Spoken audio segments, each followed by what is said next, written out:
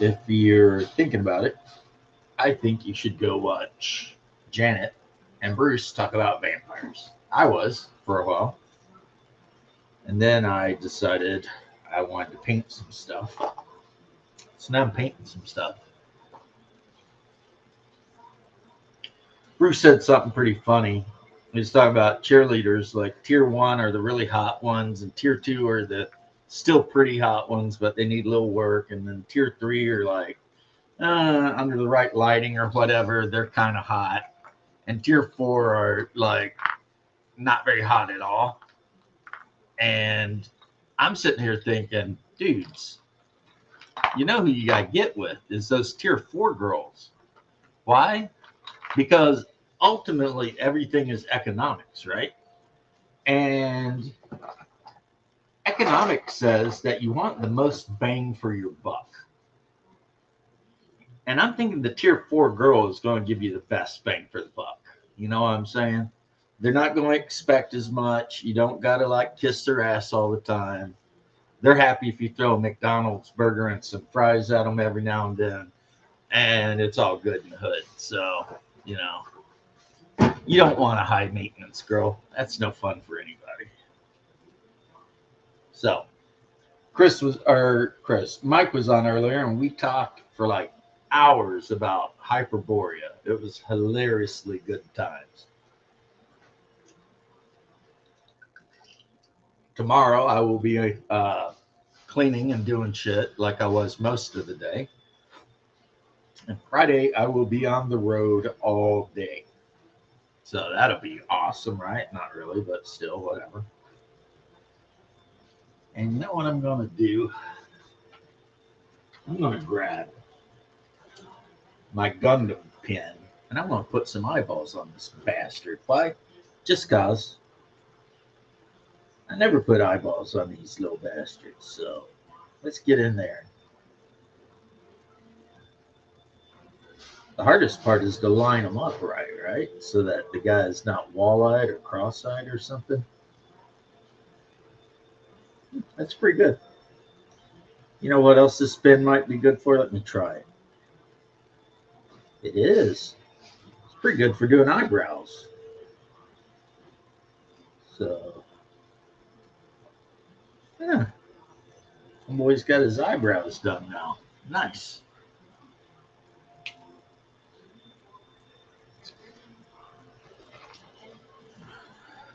Don't talk, watch. Don't talk, watch. You paid, watch it. Don't like it, get out. We still got all your bed money. Yeah, that's Mastodon.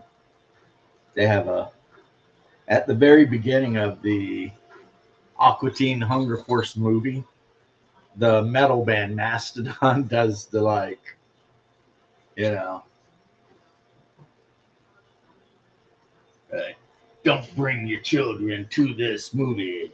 Babies don't watch this. Leave your spawn outside.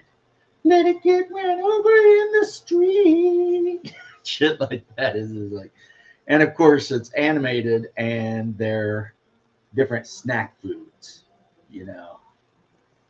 So they're like, if I catch you talking during the movie, I will cut you with a linoleum knife. And the name of the song is Linoleum Knife. So, anyway, yep, good times today.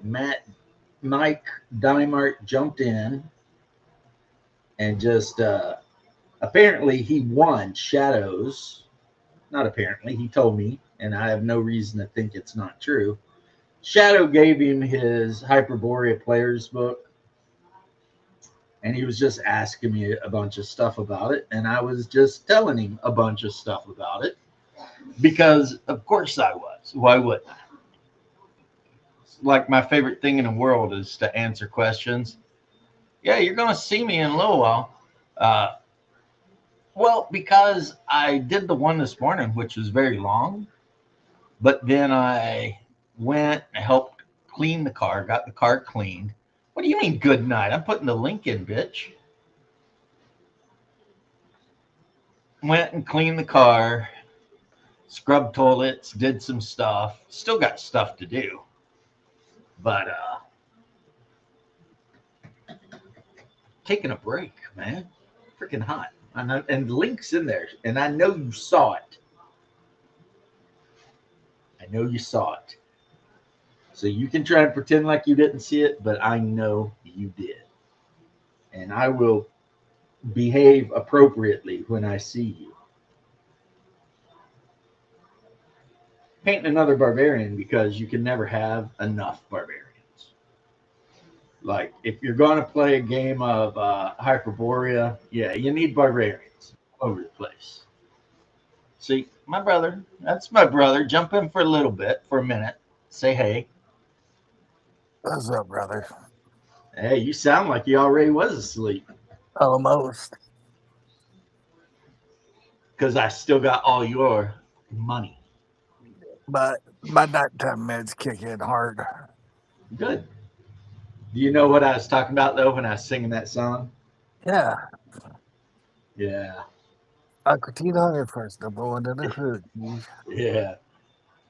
My I love name that is shit. Pete Yeah, Solo, don't the Mac talk, Willa, watch. the old schooler.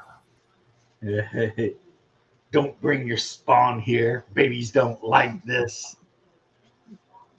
Again. And if you dare to try to break the copyright, I will rain hot fire down from hell.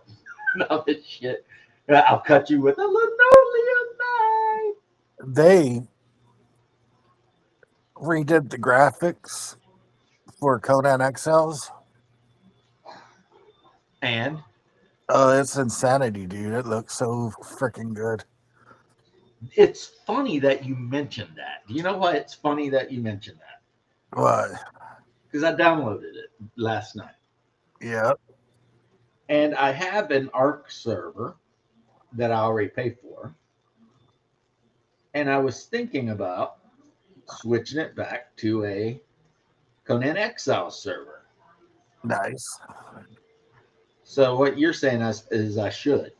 Yeah. Well, me and Corn Dog and young Master Gregory have it. And Justin is downloading it right now. Justin, who's Justin? Who you think, Justin? Oh, that Justin? He's Your still son, alive? your kid. Yeah, my son.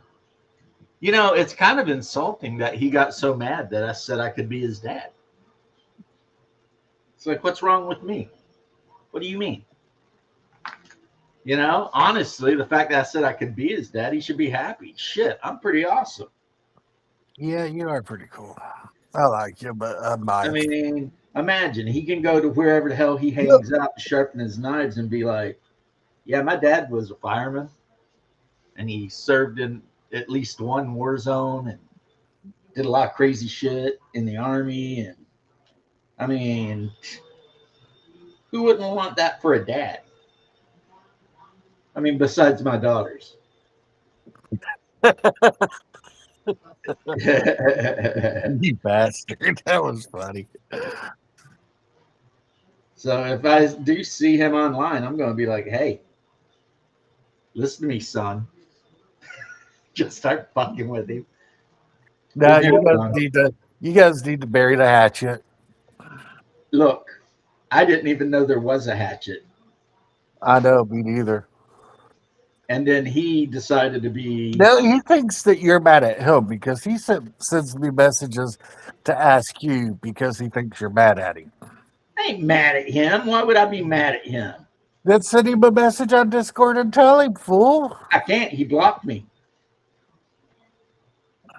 So somebody is lying. Okay. I will send him a You need message to on ask Discord yourself, is it me lying? Do I lie? when you're sleeping. Exactly. In bed at night, where I do dream dreams that are true. All Come on. right. All right. I got you. I got you. Did you get me? Yes. I don't know if you got me. Marcusio. Mercutio, he was the best. He was the best. Yeah. I see Queen Maeve has been with thee. He is Oh, the what was it? The something another of a button, the pure killer of a button. oh no, that's Tybalt. Tybalt, the He's very slayer of a breast button. yeah, that's what Mercutio was saying about Tybalt. Yeah, he was saying he was the slayer because he basically could always get somebody right there. Yeah, But when he's talking about the dream thing, and he he goes was off talking about, to well, Romeo about being Romeo in love. rides in a chariot no bigger than the size of a walnut A shell or whatever. chariot made of a walnut shell, pulled by moths. Yeah, Peace, good Mercutio, peace. yeah. Death is she. Death is she. Yeah. I love that movie. Thou speakest of nothing, and he's like nothing, which is the stuff of dreams. Yeah. He talks about the nightmare. Thus a soldier dreams of cutting foreign throats, and then awakes and thus righted crosses himself. you know, yeah. I'm gonna have to watch that when I go to bed tonight now, Yeah, I'm thinking about that too. because you got it. I mean, Claire Danes sucks, but pretty much everyone else in it is awesome. Yeah. I mean, even Benvolio. What's You it know, called? he rose Tybalt up. What up, cuz? and the idiots. Do you bite your thumb at me? I do bite my thumb. Do you bite your thumb at me? Sir. Yeah. Is the law on our side if I say yay? No. No. I do bite my thumb at you, I sir. will back thee. You serve a master's. I serve a master as good as I. Not better. Say better. Better. You Lies. lie. Yeah. And right then you hear the freaking Western guitar down, Yeah. down, down. That freaking I'm boot. just trying to keep the peace. Peace. Yeah. I Who despise dares peace. outdrawn amongst ye heartless hinds? I Turn thee, despise peace. Benvolio, and look upon your death. I like where he's like, I despise peace. As I despise you and all Montague. Yeah, Yeah, as I all despise all Montagues Montagues and thee. and thee. And then, it goes off after that. Bang, bang. Yeah, like the Capulets are cruising around in like that modded out Monte Carlo, Yep. and the freaking Montagues are in that like tracker. But you know what? I do like the song they were playing. Pretty Piece of Flesh. Yes. And I am a A pretty pretty piece piece of of flesh. flesh. I am. Yeah. And come on, when they see Romeo for the first time, he's walking there in that badass looking suit on the beach is playing freaking Radiohead, Yeah, talk radio. show host. Dun, dun. I I want want you. to, I want to be someone else or I'll explode. Yeah, I'm waiting. Want me or Yeah, fuck and me Benvolio's like, then do let me pass. I don't know the nature of his grievance or be much denied. down. All right, like everyone. I mean, other than Claire Danes, poor Claire Danes, because other than Claire Danes, everyone in that movie was amazing, in my opinion. You know, Hey, she did her best compared to everybody else in the movie who were I amazing. think that's the problem. I think Yeah, you nailed the problem. The everybody problem with else, Claire Danes is she was probably being a good actress, but she was up against like everybody else. all these other people who were amazing actors. So what's she gonna do? I mean, her best, I guess. So I made a character for you. For what? Oh, I mean a miniature for your Oh, character. nice. Yeah, notice how the helmet's got horns on it. He's got the big hammer and he's pointing. And Yep, I'm going to look at your character sheet to see what kind of secondary weapon you carry, so I can put one on your waist. nice. And you got a shield on your back. I haven't painted it yet, but you know.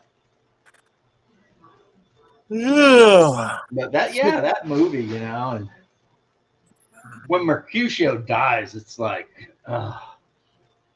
come see me tomorrow and you will find me a grave man.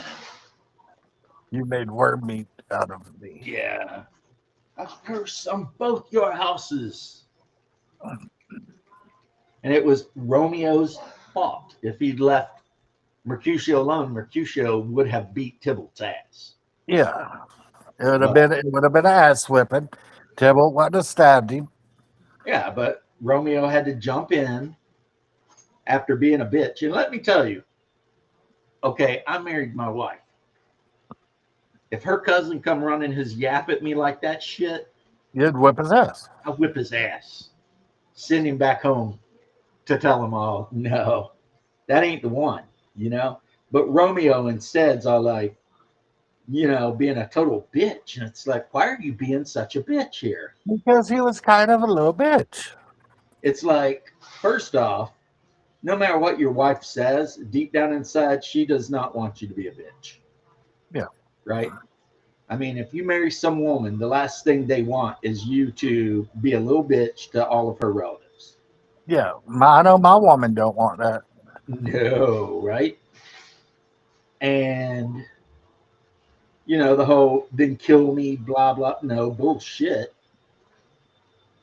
And then when Mercutio jumps in out of freaking embarrassment more than anything else, that's Yeah. what it is. He's just embarrassed and starts whipping Tybalt's Tybalt. ass. Romeo jumps in on the side of the guy who wants to kill him instead of his best friend.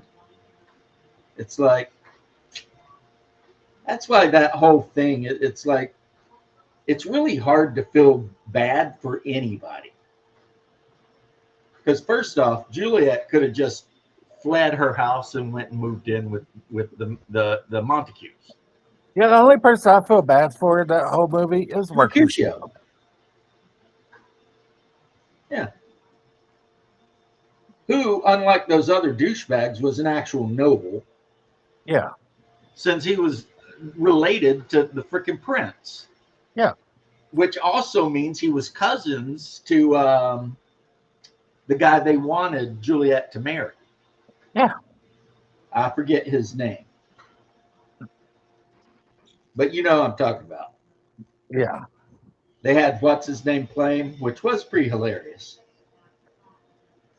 The dude that always plays in the comedies. Paul Rudd.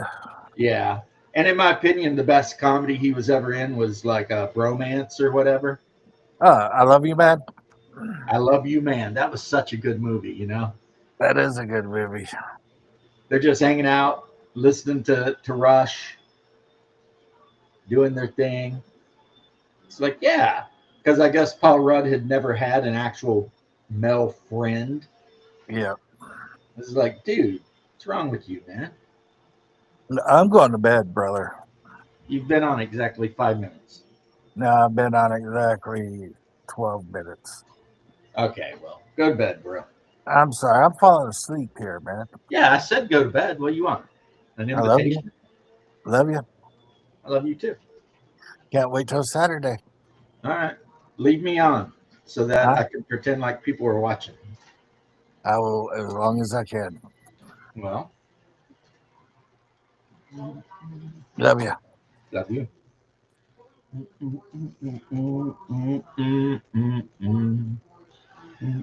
Uh-oh.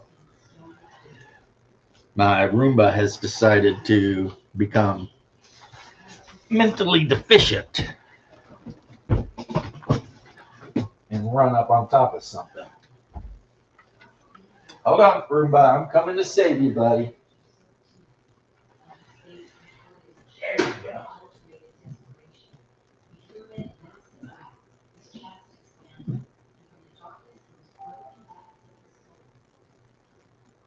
Uh-oh.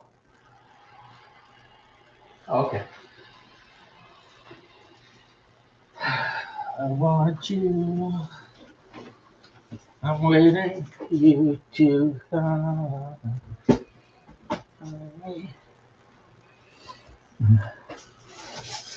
So I am painting currently, if anybody is wondering. a big ass pug looking dog. And one thing I've learned when painting pugs and horses is the bag of bones is a good color. You know, it's kind of like a bay or a really pale brown.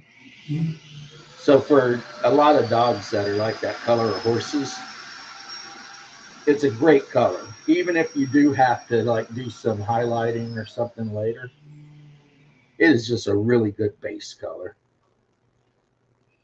Now, if this is a pug, whoever made this miniature, and it was a gift, uh, whoever made this miniature kind of misunderstood how big a pug actually is, because this damn thing standing next to a man would be like waist high.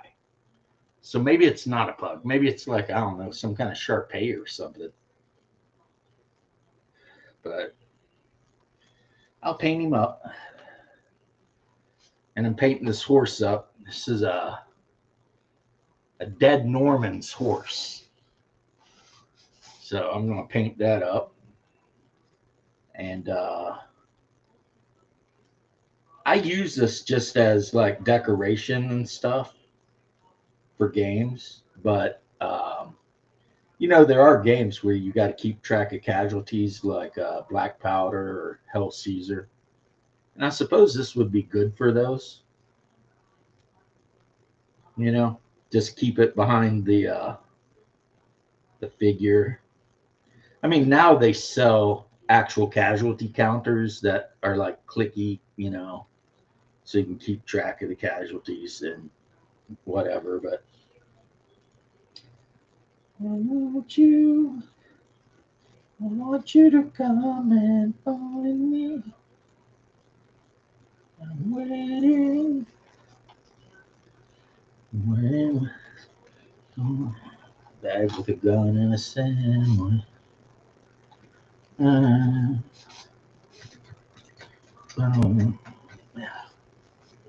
what a great band. There's a lot of different kinds of people I'll never understand. And one of them is the kind of people who don't like Radiohead. It's like, how do you not like Radiohead? You know? They're one of the best bands of all time. Seriously. It's like, there's so many great songs. Don't leave me high. Don't leave me. I mean, Creep, obviously, but I mean, they have so much other songs that are good too, not just Creep. Don't leave me. Paranoid Android. But, all right, so let's do the brown on this guy. We're doing the leather strapping. This is kind of, like I said, kind of a weird miniature to paint because other than laying it on a table and saying, hey, look at that thing. I mean, it's not really going to do anything. And 40K orc meat is vegan. That makes sense. I mean, it is a fungus, right? It's a fungus that has a symbiotic algae. That's why orcs are green. It's not that orcs are green, it's the algae that lives in their skin is green. And also allows them to photosynthesize a little bit. As long as they have water and dirt, they can literally live pretty much anywhere.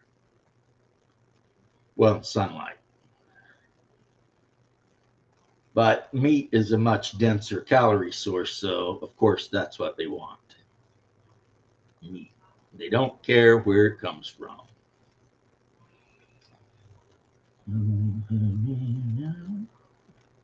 That little mini movie with the Emperor's Return was pretty good.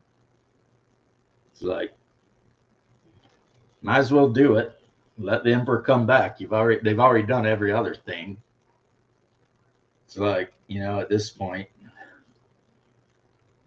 the Emperor comes back, just starts putting a beating down on everything. Then they can I don't know what they can do. Kiss my black ass. That's what they can do.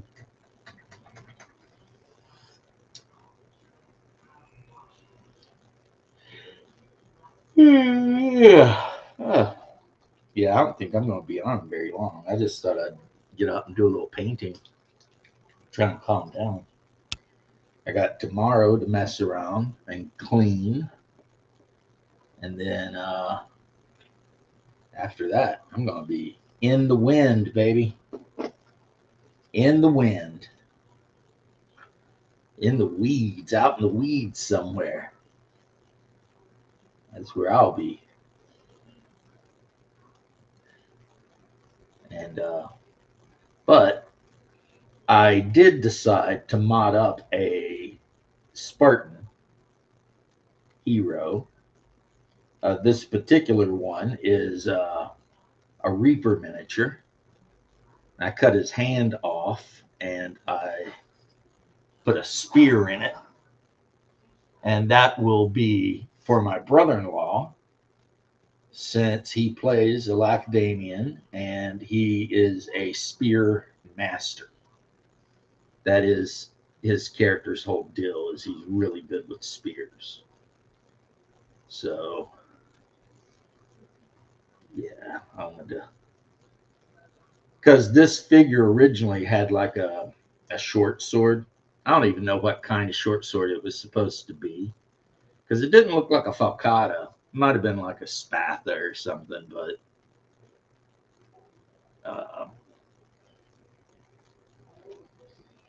I snipped that thing right off and threw a big spear on it, big hoplite spear, because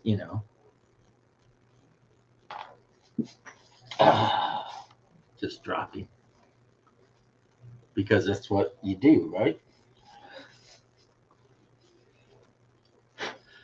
If there is one thing I can be thankful to 40K for, it is that being a 40K gamer, tuck away. If I were going to have any fear of like doing mods and shit to miniatures, 40K fixed that. Like,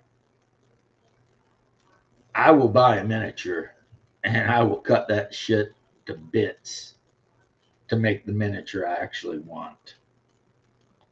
Within reason. Like, I'm not going to cut up my $150 Sanguinius, but a $5 Reaper miniature, I'll cut that thing to bits. And then if it ends up that I've ruined it, I'll be like, well, I guess I'll buy another one. It's not $5, right? It's not that big of a deal. But also, in other news, I got a bunch of these. That's right. Apes. Gotta have apes. Because it's just how it is.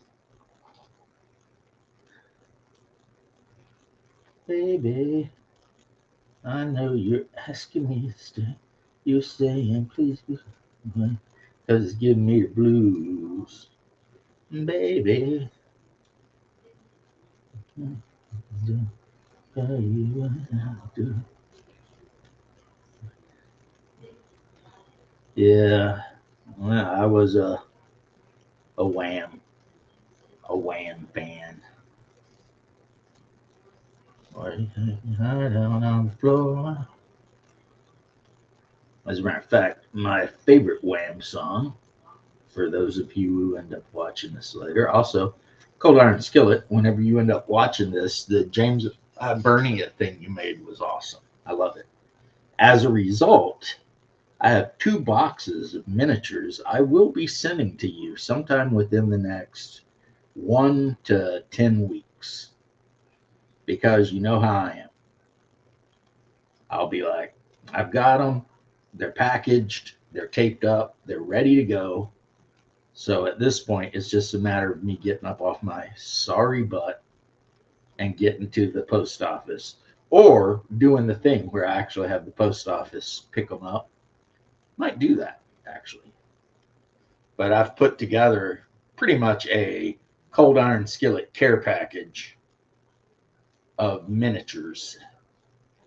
And if people wonder why Cold Iron Skillet gets like all the love, well, it's easy. Him and George have done a lot of stuff for me, and I'm a huge fan of if somebody does stuff for you, you do solids back. Reciprocity is the key to every great relationship, according to the sheriff that was chasing Smokey and the Bandit. So, like George, I need to send George something too. He made so many cool like pictures and whatever's for me. I need to hook him up. I know that both of them will be like, no, it's okay. I just like to do it. But you know what? Okay, fine, that's cool. But I'm still gonna send you something. You know why? Because I can. Because I can and I will. You know, it's like I always say when people are like, you didn't have to do that. And I always say, I know, I didn't. But I did it anyway because I wanted to. Right? But both of those guys, a couple other guys too, they have definitely done stuff that I think has made my life a little bit happier. When I log on and I see my, uh, House Merrick stuff or my little dwarf stuff or my little Pomeranian stuff that George or Cold Iron has done. Yeah, that puts a smile on my face. So if I'm going to end up giving away or throwing away a bunch of miniatures, I might as well give them to people who have done stuff that puts a smile on my face, right? So it's not charity; it's gifts. So I can brag about it. Cold Iron has done so much for me that I actually bought him the Hyperborean uh, bundle. Well, I also bought Hungar the bundle.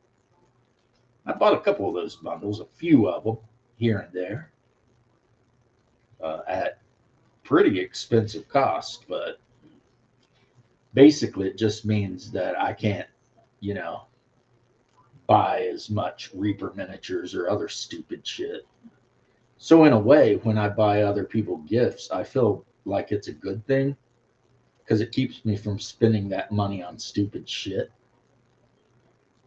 you know, that I don't need.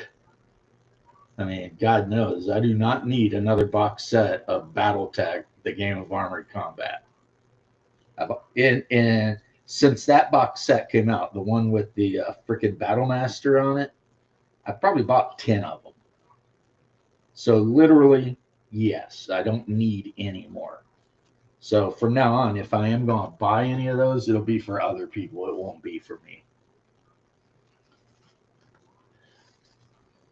And if I'm going to pack up boxes of miniatures like this and send them to people, it'll be to people who I see, a lot, who talk and bullshit around with me and stuff like that. Not trying to be like to the quiet guys that just kind of hang out and watch. I still love you guys, but I don't know you're there. How can I reward somebody for being a bro when I don't even know they're there? Like I would send what's his sports whatever, but I'm pretty sure that might be a bot. Like somebody, I think it's a real person, but I think he just hooked up his thing so that anytime I come on, he always pops in and says, "Hey, everybody." I don't even know if it's a real person or not. I mean, we've never had a conversation. Every time I've tried to ask him anything, he's never answered. So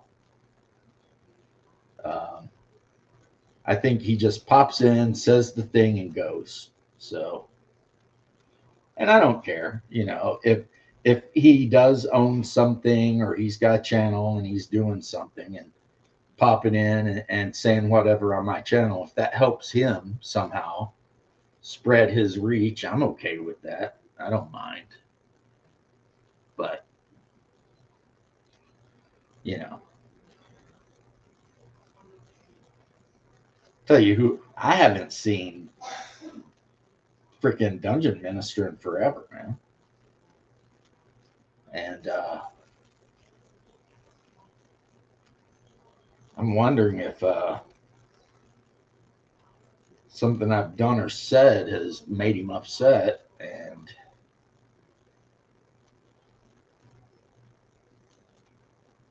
but the thing is this, you know, if I said something that made him upset to where he didn't want to hang out with me anymore, then you know, what do? You just say, well, screw that guy then. I mean, you know, there were quite a few guys that always used to show up that all of a sudden fell off, and if it's because I said something they didn't like, my response is going to have to be, well, screw them. You know, I don't care.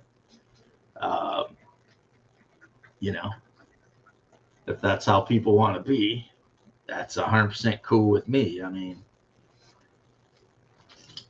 if nothing else, it shows you who is actually your bro and who actually is not.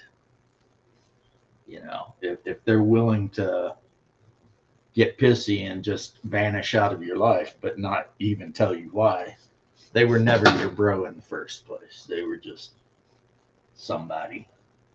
What do we call them? Acquaintances, you know? Because in life, you will have 20, maybe 100 times more acquaintances than you ever will friends. You know, you'll have a couple of friends, and then you might have a couple hundred acquaintances. And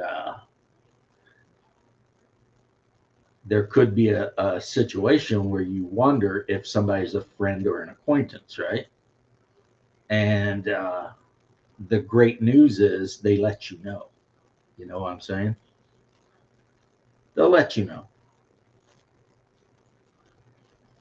Like, and then, you know, you just, when someone shows you who they are, you believe them. That's all. You believe them. So, now, I think my closest friend, as far as based on people who talk about me, is probably got to be Condor DM. You know, time I turn around, he's saying something about me or something. At least I hear he is, and it's kind of crazy because I never watch his videos, so I never know if he is. But if he is, I mean, it's like, well, okay, that's cool. Condor, he absolutely is in love with Diversity and Dragons, man. I mean, it's almost kind of weird. It's like those, he is definitely got the hots for him. I mean, not that I blame him. Diversity and Dragons is a cool guy, handsome dude. So, I mean, if that's what, I mean, you know, Condor could do worse, I suppose, than having a crush on Double D. Let me see here. Okay, where is my medal? The way you kiss me, I can tell you miss me. I can tell it hits. Trying to be romantic, I hit on the back just so you don't get attached. I like the way you get me. I can tell you miss me. This for, that's it. This for, you're on your knee. I'm on the case you take. And with such grace, you say, you pray to let you down. Stick around and you'll find out. Don't you want to make me proud? Because, baby, I'm so proud of you. Little kiss me, I can tell you miss me. I can tell it's.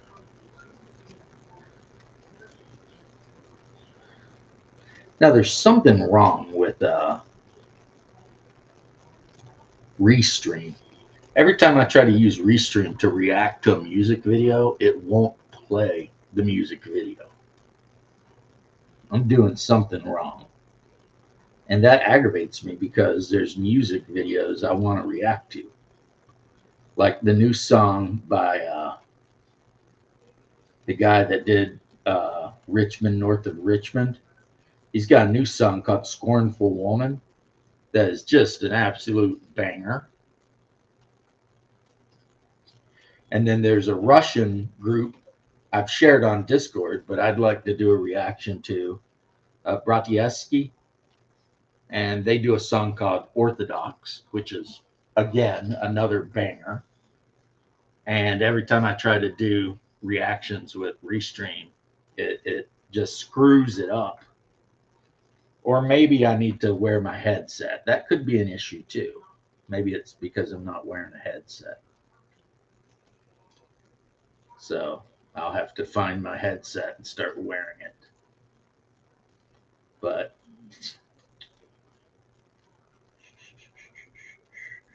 I would do a reaction to Artemis.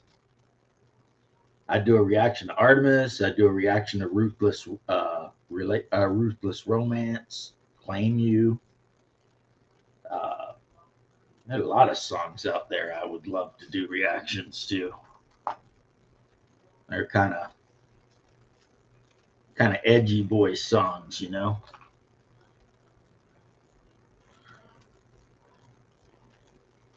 The Bratievsky song, that one's just about being orthodox and being willing to go to war. I still have a couple of little things to do, Mike, but the wife was nice and decided that I could finish it up tomorrow. And then I was on here. You show up right when I'm getting ready to leave. But I decided to sit down. I mean, you know, I was sweating balls today. Went out with her, cleaned the car, washed the car, did the whole deal, you know, vacuum and everything. So got that done, and then scrubbed all the toilets, broke down a bunch of boxes, threw away a shit ton of trash, cleaned up in here. This is what I've been working on when you guys see me looking down. If you ever wonder what I'm working on, it's this. See, this is nothing but dungeon stuff. So, like, I'll go through it a little bit. So I've got these little walls. This is what I use to, you know, designate the size of a room in a dungeon or a building. Then I've got these. These are, you know, rough cavern walls. And there's a bunch of stalactites and stalagmites, right, to go with them. Then down here, I've also got doors. Then over here, I've got altars with sacrifices on them. I've got mini altars with sacrifices on them. I've got, you know, like a cooking pot. I've got multiple kinds of that. So here's a square one. Beds. I've got tons of beds. Statues of Cthulhu. I've got 4 of these. Then I've got statues that could be living statues like that. Up here I've got tents, campfires. I guess this is like for a merchant. Then over here I've got like stacks of chests and barrels and bags, and I've even got ladders and stuff. So yeah, this is my, see, here's another fireplace and a bookcase, which I need to glue some books in, and I have some. So this is going to be awesome. A random rock. Why? Because you never know. You might need a random rock hanging out, right? And then I've got a bunch of piles of rubble, like a mirror. These, I've got a bunch of these, like a bunch of these. They come from the Skull Pass box set. And then I've also got traps. So I've got like, where are we at? They were on the table unless I put them in the box already. But I've got, pit traps and spike traps and all the different kinds of traps I can use to mark whatever on the dungeon. And I've got some more of these I got paint, you know, and I've got a lot of these, like a lot of these candelabras, and I've also got torches too, though. So anyway, long and short is I've went through all of my boxes of miniatures and I've dug out all the actual just terrain, and I've organized it into one case so that, and I'm going to mark it too. I'm actually going to take tape and put tape on so that I can designate what goes in each spot. So that might sound a little bit whatever, but yeah, that's what's happening. So, and then like this thing here that has no books in it, I have these stacks of books that I haven't painted, and some of them are 3D prints, and some of them are actual 3D prints that I actually bought. You know, like how you can go on Amazon and Indoor Hobbies or whatever sells 3D printed whatever terrain and stuff. And so yeah, some of it's Mantic because I have bought a ton of Mantic over the couple of years. There's some lasers and dungeons or dungeons and laser stuff. There might even be some WizKids stuff because I bought the WizKids dungeon stuff that clipped all together and then decided I hated it after I used it a couple times, which is exactly what happened with the Dungeons and Lasers too. I bought the Dungeons and Lasers sets and decided, no, I don't like them. And, if anybody were to ask me like, well, why don't you like them? It would be because they're too tall. Like, I think Dungeons and Lasers makes the dungeons now. I know WizKids did this. They actually make the dungeons where they're half the height than the old ones were. And that's way better, because then it's so much easier to move the miniatures around. I mean, I still got the pillars, and they're taller, but, the pillars being tall, that's not a big deal. And the doors being tall, that's fine. Plus, these doors, like I said, they pop open, so that they're really good. I can actually show whether they're open or closed. And they got a hole in the top and in the door. If I want to, I could actually run a rod down and glue it in, so the door would literally just swing open, but I haven't done that. So got a big dog here.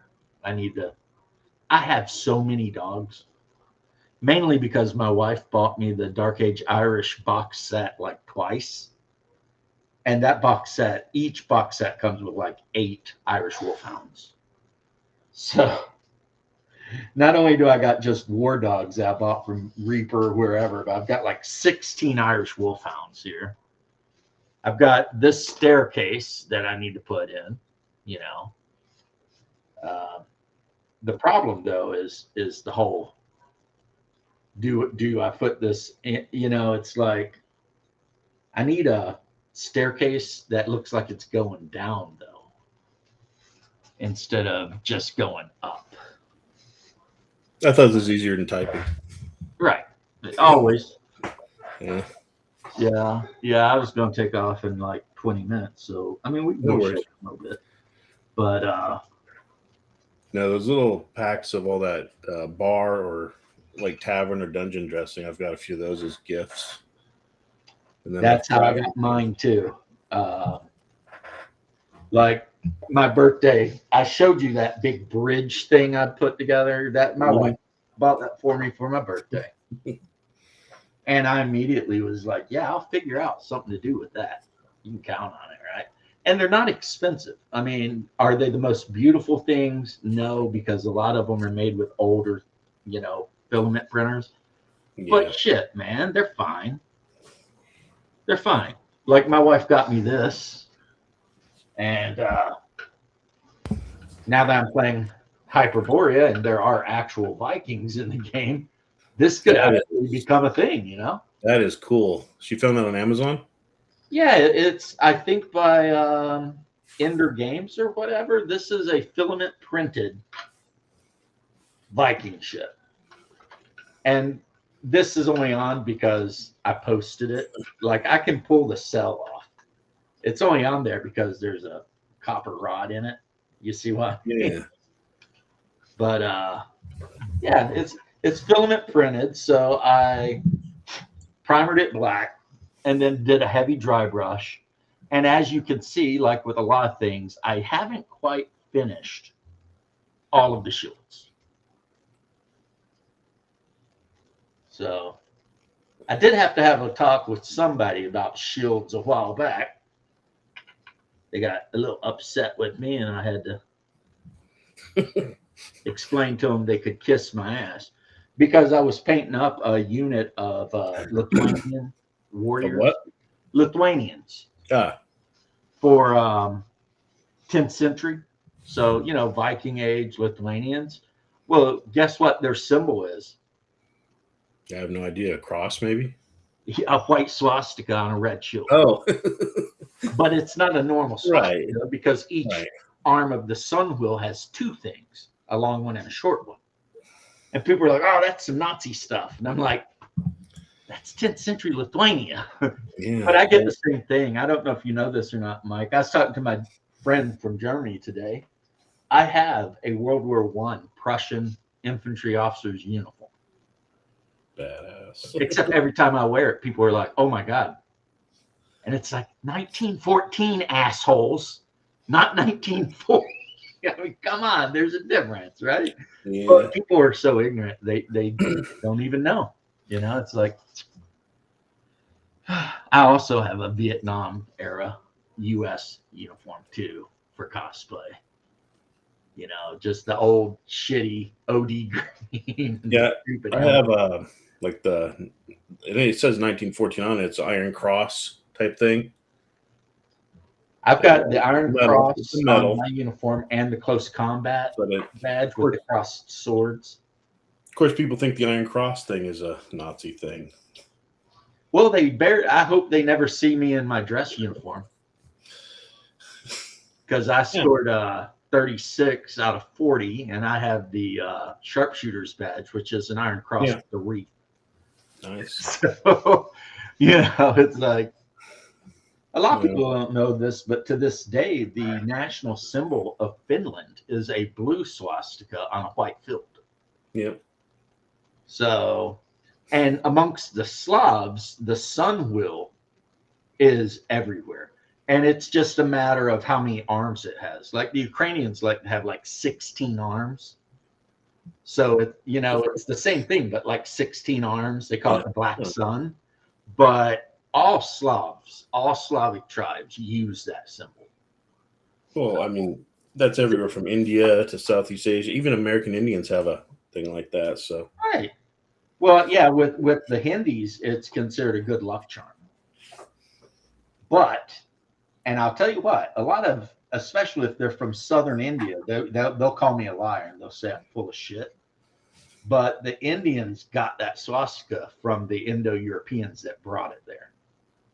And the Indo-Europeans that brought it there came from what is modern-day Belarus and Ukraine. You know, nowadays, because of Indian nationalism, they try to argue against the idea of the Aryan invasion. But it did happen, and that is why the Punjabi Indians are pale-skinned and pale-eyed, as well as the Afghans and the Persians, whereas the southern Indians are darker than shit. And I don't mean that as I said shit, but they're very dark-skinned.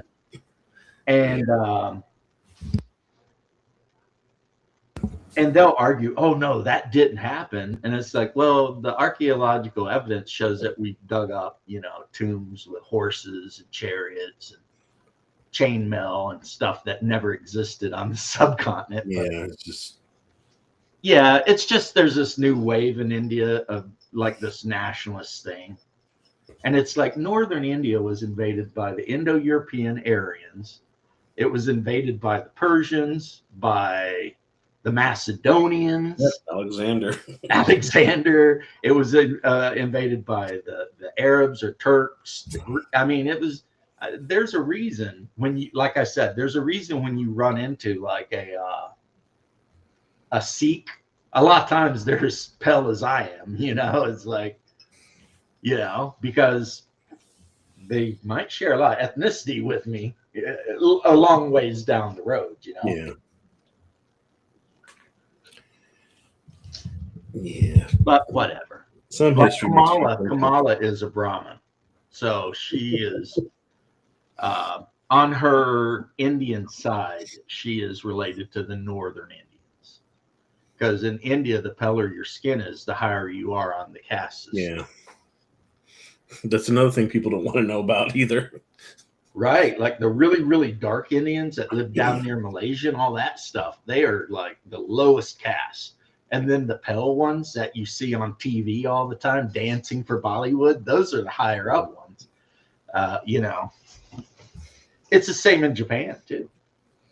Look at the most beautiful Japanese women. They're like bone white. They're whiter than like Scandinavians. They're so damn white. You're just like, how'd you get that white? And it has something to do with being really pale meant you didn't work outside so much. Yeah. So it was a way of showing the world you were wealthy. Yeah. It wasn't even like about race. It was just, look how pale that dude is. He never had to work out in the field.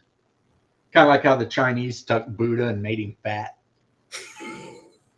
Because the original Buddha in India is a skinny guy. Yeah. But when you got to China, they're like, let's chunk this dude up, because being fat in China is like a big deal, right?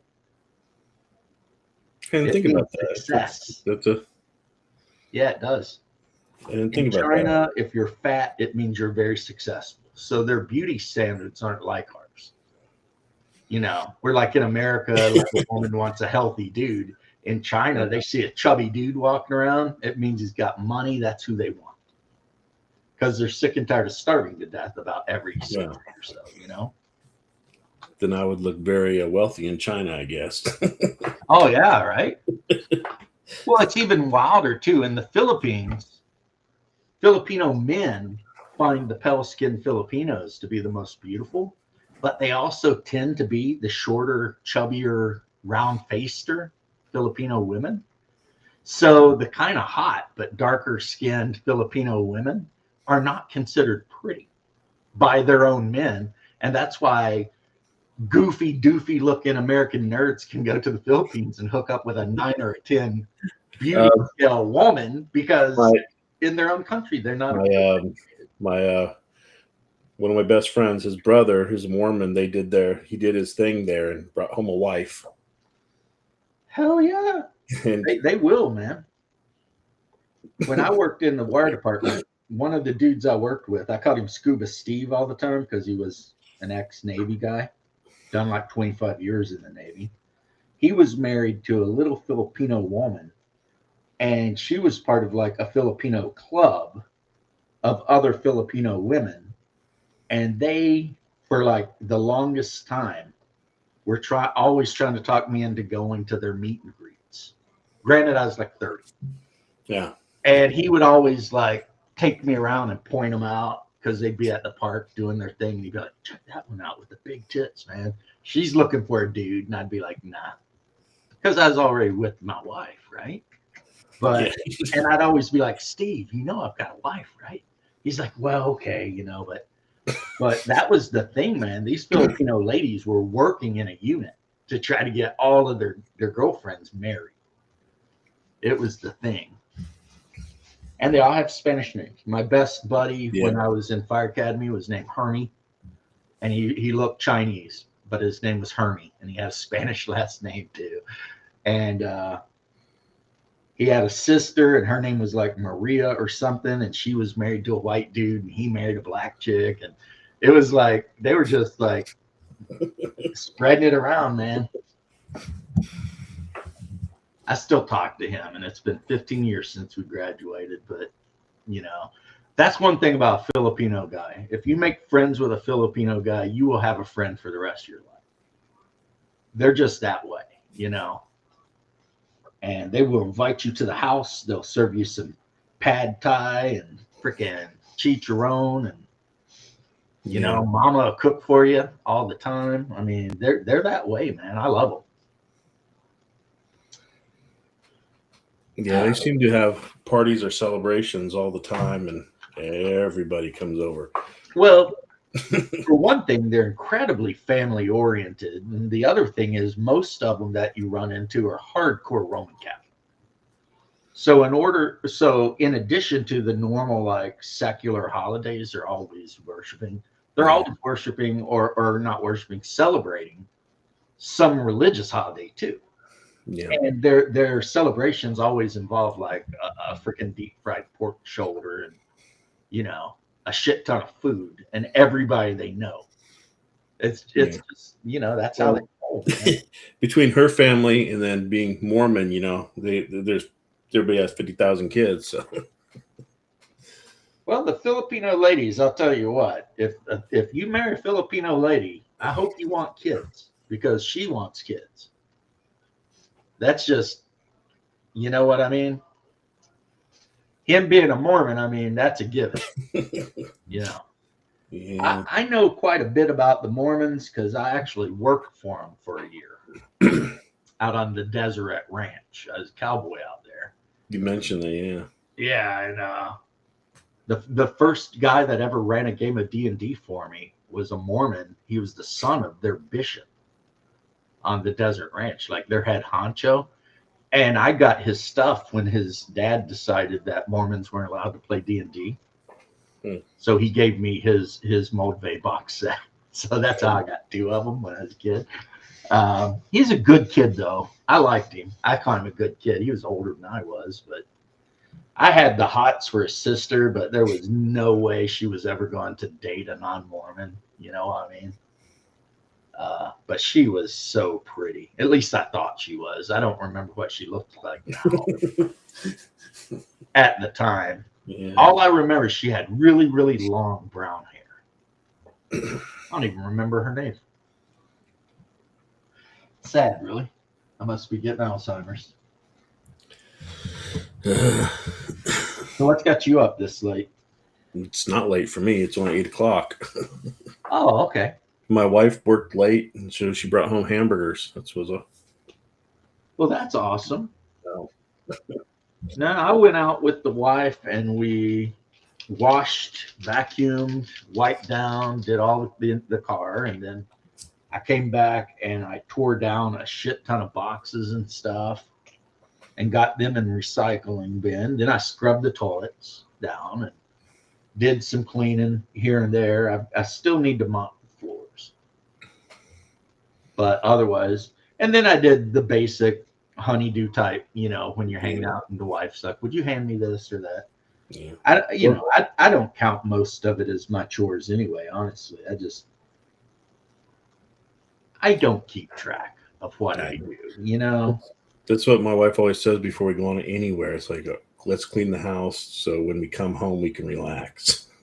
Well, I mean, when I was talking about it earlier and you said that, I was like, yeah, that's... And doesn't want to worry about it the whole time she's gone. It's like, I'm going to come home to a dirty house. That's exactly what I would have to deal with, man. And I don't want to deal with that. When we leave, I want it to just be fun, you know.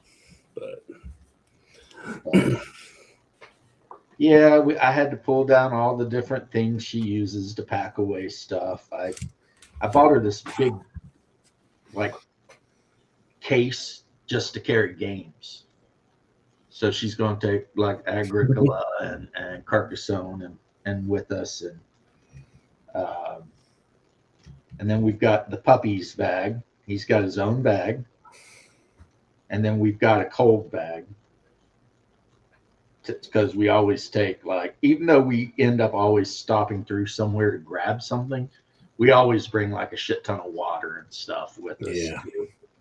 Well, if you go to a gas station for that stuff, for a simple water bottle, you know, $2, $3, $4. Right. And we already own it. It's already here. So Yeah. we've already paid for it one time. Might as well take it, right? So, and it'll be okay because we'll basically drive all day, get to my sister in law's house, and they've got an extra room and everything all set up for us. And then we'll wake up the next morning and have breakfast and hang out with them for a little bit. And then we'll hit the road. And by evening, we'll be at my mom's. Because it's generally about 16 or 17-hour drive, but we're splitting it in half Yeah. north of Atlanta, you know? Because we just go up 75 and it takes us pretty much right there. And my brother will be over. He's excited. And I'm going to take my computer, like I said, so that when I go up on the top of the mountain, I'm going to set the computer up and actually record stuff, you know? Do you get a signal from up there? I don't need a signal to do like. Well, I meant like I didn't know if you're gonna live stream from. Oh no, I probably won't be able to live stream, but I will be able to record directly to the computer, and then Yeah. later I can go back and just talk over it, you know, or set it up however I want. So I ended up taking that figure of guts, right? And I decided I was going to make a badass Hyperborean cleric out of him. And as I kept going, really all I wanted to do is put a hammer in his hand. But then once I got the hammer in his hand, I decided he needed a helmet. Mm. So I took a helmet from the Frostgrave, uh, the half demon guys in Frostgrave. I forget what they're called. They're like the red whatever's army or whatever. Yeah.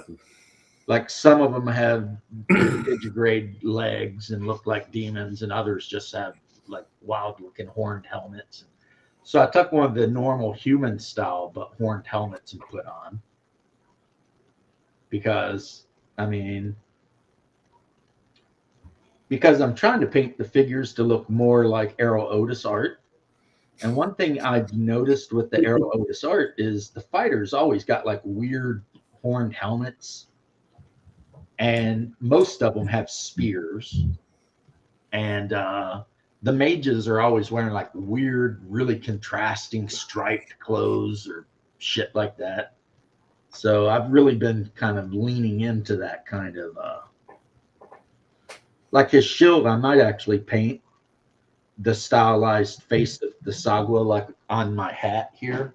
I might freehand that Thesagwa on his shield since he's the cleric. He's a priest of Thesagwa, right? Yeah, if you could freehand that, that'd be impressive. I can barely make out things that look right. I used to be pretty good at freehanding stuff. I mean, I have to get like a 10-0 brush and really work at it. And I might have to draw out the basic outline with one of my Gundam paint pens. But I might be able to do that. And like my Lion Clan samurai that I used for L5R had the Lion Clan Mon on his back banner. I freehanded that. And then the Crane Clan character, which I ended up trading because the guy that I hung out with loved it so much, he just really wanted it. So I traded it off, but it was a female Crane Clan in a blue kimono, and it had the white crane all the way down one side of the kimono, painted on. And I still have around here somewhere a Dragon Clan Samurai Co. And she's wearing a kimono, and she's got like the gold Dragon Clan dragon. It actually circles around her body and down one leg, in gold, because that's their thing. Yeah, when I get on here and you see me painting, 99% of the time I'm painting to get it done. 1% of the time I actually decide that I'm going to put effort in. So like my Sanguinius up there is very nice. And I still won't call him finished because every time I pick that miniature up, I find some other thing I want to do, you know. Yeah, I need to get my paints and just leave them out because I put them out and then after leave them out for a week, I put them back up. I need like a permanent table to leave them on. Yeah, that's my whole problem here is that another reason I've been doing this organizing is because my work area is just a jumble of bullshit. So I've brought out like this. I don't know if you can even see it. This white, it's Barely. a little paint thing.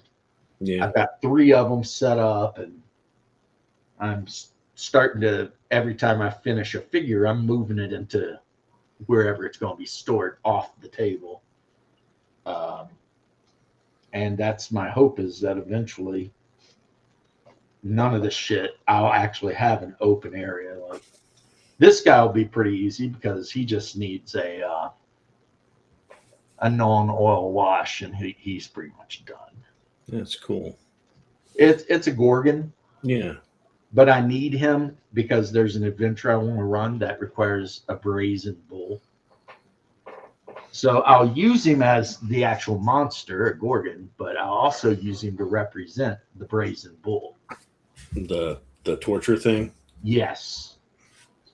There's an adventure where if the characters do not watch their asses, they will end up in a brazen bull, which is the execution of choice for Thaumagoria.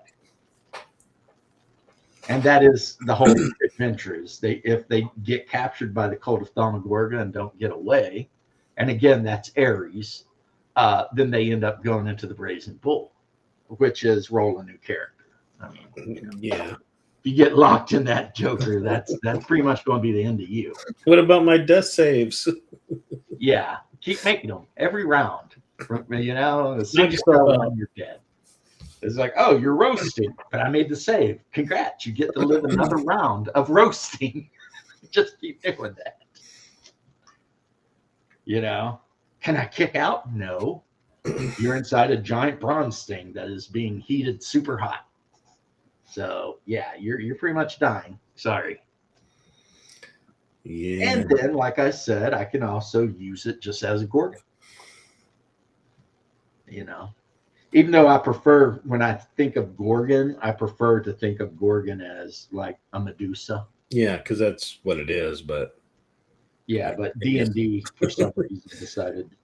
yeah. So almost every other fantasy game copies that version instead of that. And Right. it calls it Medusa, the race actually what her name was. Right, because Medusa was the name and Gorgon is the thing. So I remember also from the original Clash of the Titans, the freaking Gorgon. I liked how instead of having human legs, it had this giant serpent. Yeah. Yeah, that's the good Gorgon. That's the good Medusa, the one that's got. That's also the good Clash of the Titans. Yeah, the original Yeah. with those. That was what's his name, Cronenberg or whoever did the skeletons, and you had the Athena with that silly owl, Artemis or whatever it was called, Yeah, the owl was kind of dorky, but and Jason. I guess that was the thing then is to have a goofy sidekick or something in shows. You know what's wild is in the actual story, Jason and the Argonauts, one of the Argonauts was Hercules.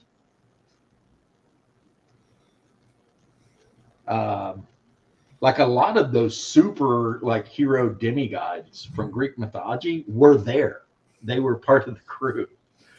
So Wasn't Hercules supposed to be also at the Battle of Troy or something? I don't know, maybe. I thought something was that. I don't remember. They're like things that you don't know about. I did not Yeah, know. because it was Jason, Hercules. There was like a whole list of these Greek demigods and whatever that were there. And they all were to sell to get the the lion, the golden fleece that was protected by a freaking hydra or some shit. And Reaper, believe it or not, actually makes a figure of Hercules, and it's a good figure. I have it. He's like standing there, and he's got like the lion hide and kind of the battle skirt. He's got big freaking club. He's got the curly hair and the beard, you know. So this guy I modified and put a spear in his hand. This is the Reaper version of Jason from Jason and the Argonauts. But I cut his hand off because it had a sword, and I put a spear on from another hoplite I had. Because the character that Hannibal Barca. It's Hannibal Barca, 3D printed, but I have actually, yeah, he's pretty much painted up like Hannibal. Is that somebody's character? Huh? Is that somebody's character? No, I'm just painting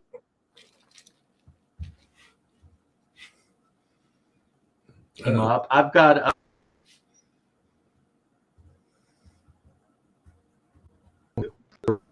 there we go. Having a few weird pauses. Yeah.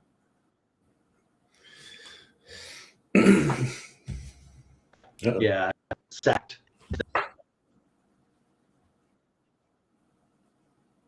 That was Scipio Africanus. Now, yeah, don't know if it's might be your internet.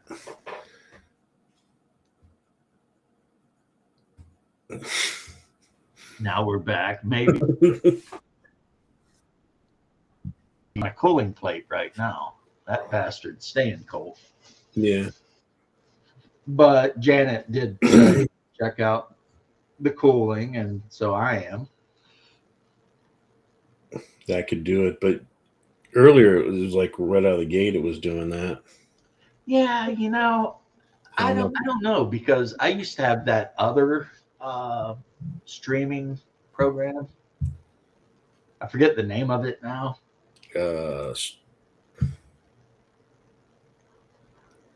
Not Restream, the yeah, I use Restream now, but I used to use the other one, but then they raised the price, and I was like, yeah, F that. And I never StreamYard. I never had problems with StreamYard. I wonder if it's that, not just internet. Yeah. And Restream's always doing weird shit anyway. Like, they're always changing the layout of the freaking, like when you go in to set up the stream, things are like now that you have to choose whether you want to do a portrait or landscape. And so as soon as you go into the studio, you've got the landscape and the portrait side by side, and you have to X out one. And it's like, why didn't you just make that where I went in and or saved my settings?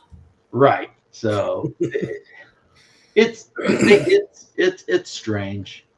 I mean, they add a bunch of stuff, but it's not really stuff that I want them to add.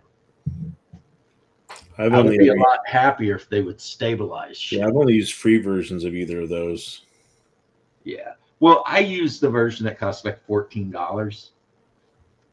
So that's not too bad. I can justify that because I do stream a lot.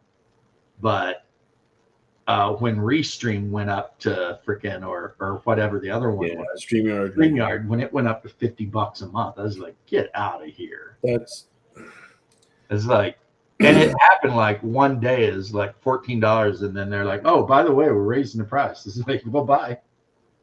Yeah, just about everybody. Everybody that watched that streams dropped it. Yeah, so I don't know how that really worked out for them. Can't wait to paint this bad boy. It's like just a squid on top of it, or is it supposed to be an idol? It is an idol of Cthulhu. It's got a bunch of weird runes and shit wrote all on it. Not any runes that, I recognize, but. And then it's got, like, the squid is part of the. I've got this, and I've got another one that's an actual idol. I don't know if this is an idol or whatever it is. But this is definitely an idol. And this is a lot more similar to what Lovecraft described, the dragon-like tentacle face thing hunched over on the stone. And believe it or not, they'll just get painted some kind of gray-green. Is that maybe a wash or something? Just yep. Oh, and look at that too. On the side, you can't see it probably. Let's see if I can line it up there. They have the actual elder sign. No, I can't see it. Yeah, see, the new thing they say is the elder sign is like this weird pentagram thing. But the actual elder sign looks like a tree branch. So it's like a line with 3 branches on one side and 2 on the other.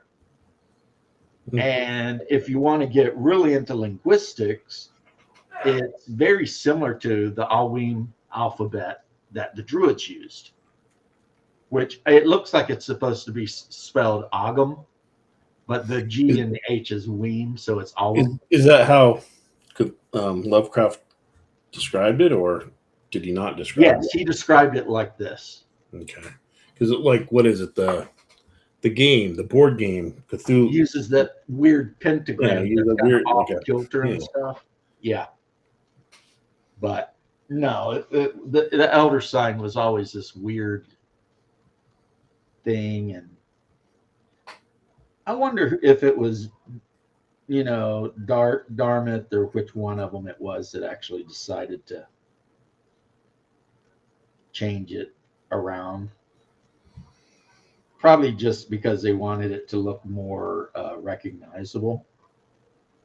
See, I'm going to fix this so you can see what I'm talking about. Because I have a Gundam pen. That's right. It's a paint pen, right? For drawing straight lines on stuff. So I actually have a number of them in different colors. So now when I show you, you'll actually kind of be able to see it. Oh, yeah. Yeah. That's the actual elder sign. Yeah, I've seen that before. I just didn't know that was it. Because most everything is, Call of Cthulhu branded. Right.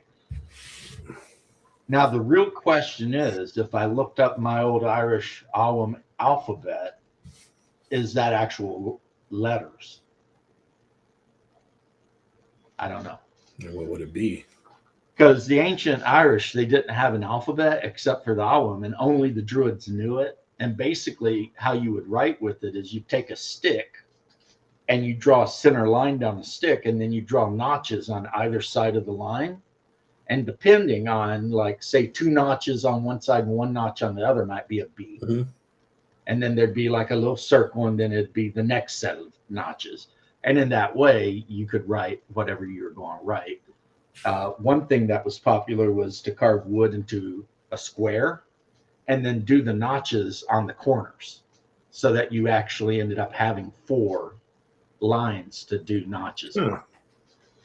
Yeah. And kind of in their secret. Yes, it was. Their secret language.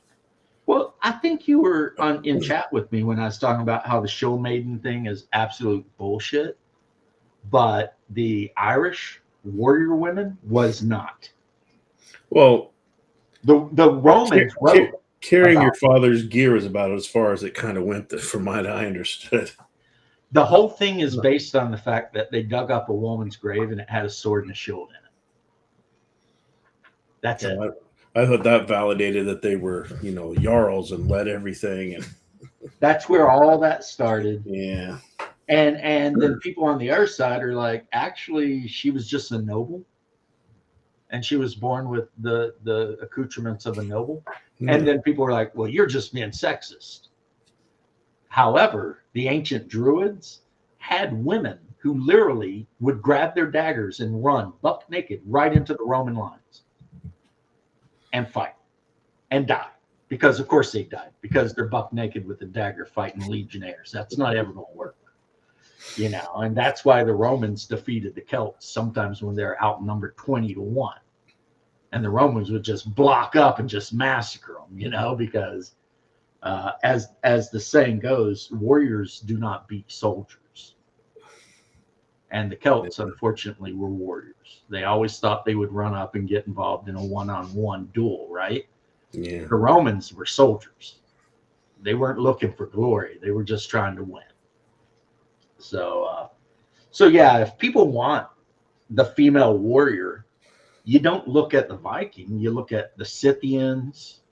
They had female warriors, archers, and shit like that. Are they the ones that they think that were Amazons?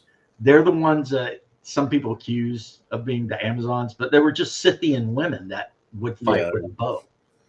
And then the Celts, women would fight with the Celts. Some Germanic tribes, the women would show up. But the Romans, if you get into the history the way I do, there was a Roman saying that you knew the Celts meant business when they brought their wives. Yeah, that's kind of a last stand kind of. Exactly. When the Celts brought their wives, you knew that they were not surrendering. That was just going to be a thing, right? Whereas, like, there were other countries, nations, Numidians, maybe, and other places where you would have the occasional female warriors, but it was never a thing the way people want people to believe. And it's not even sexism. It's a combination of a couple of things. One, men are bigger and stronger, and two, the life of a man has zero value in civilization, but the life of a woman is infinitely valuable. So we will literally throw 100,000 men at a beach to die without blinking. But if a woman gets killed in a car accident, the whole world just stops. Yeah. You know what I mean? Oh, yeah. And then the women think it's unfair. And it's like, really? I mean, men are made to be disposable. That's all we do. Do you really want to be equal? I don't think so. I don't think you want the benefits. You don't really want the have to go to war or. Well, yeah, it's like we have female firefighters, which is bullshit because not a single one of them I ever met could actually do the job, right? But you never see these chicks wanting to go out and work on a freaking oil rig. They only want the jobs that are very prestigious and whatever. They don't want to be out on an oil rig where people die just all the damn time. And, you never see a woman bitching about wanting to be a garbage man. You know what I mean? No one fights to dig a ditch. They're not out there agitating to frickin' be block layers in the Florida sun or roofers, even though I did know a couple of lesbian ladies who were roofers. They owned their own company. So, I mean, they were doing it. But there's exceptions, but it's the rule. 99% of the time when you hear one of these ladies, okay, not 99, say 65% of the time, really, when you hear them bitching, they want to be a CEO or CFO or in charge of HR. They don't want to be out down in a sewer line. They want to do what they want to do. They want to go to meetings and talk about the thing. Yeah, you've seen them, and they screwed themselves, and I laughed. When all those young 20-ish-year-old women were posting a day of the life working at Twitter or whatever. And it's like, and then Elon bought it and was like, you are all fired, every one of you. It's like, you don't do anything? Yeah, it's like, first off, I have a delicious breakfast, and then I sit on the roof, and then I go do yoga, and then I have a meeting, and then I do, and it's like, you do no work all day, and you make six figures. And then you brag. See, if I were one of those people and I had that job, I'd be quiet. I'd run under the radar, buddy. I'd show up, sit in the office. Shut up. Get your free sandwiches. Do whatever needed to be done at whatever given moment and go the hell home. But they had to brag about it and dance and be like, 5'2" with an attitude. 5'2" with an attitude. 5'2" and unemployed now. It was the best thing ever hearing people telling it because they were on Blue Sky and X whining and people were being like, learn to mine. Because the same assholes when all the mines got shut down that were like, learn to code. No, 40-year-old guy is going to be like that's had no, maybe played some video games or PlayStation. Isn't going to be like, okay, now I need to sit down and learn how to write Python. Right. No. I spent 20 years working in a mine. I guess I'll learn some C++ now. Yeah. Get out of here. Isn't that what happened? And not only did they get no sympathy, but when people started making fun of the people for saying that, before Elon bought Twitter, they were banning people for making fun of the people who had said learn to code. When the learn to code people started getting fired, and people were like, oh, you could get banned for that because of how stupid they were, right? Oh, yeah. Journalists are the worst people. Well, now it's kind of wacky because newsfeed that I get, half of it at the bottom it qualifies and says AI. This article, it's like, I guess you don't need all those people, but I thought it's funny because some of them are getting busted because they were writing all their stuff with AI, and then claiming they were doing it, and it's like, oops. Well, one thing that you're seeing happen a bit now is,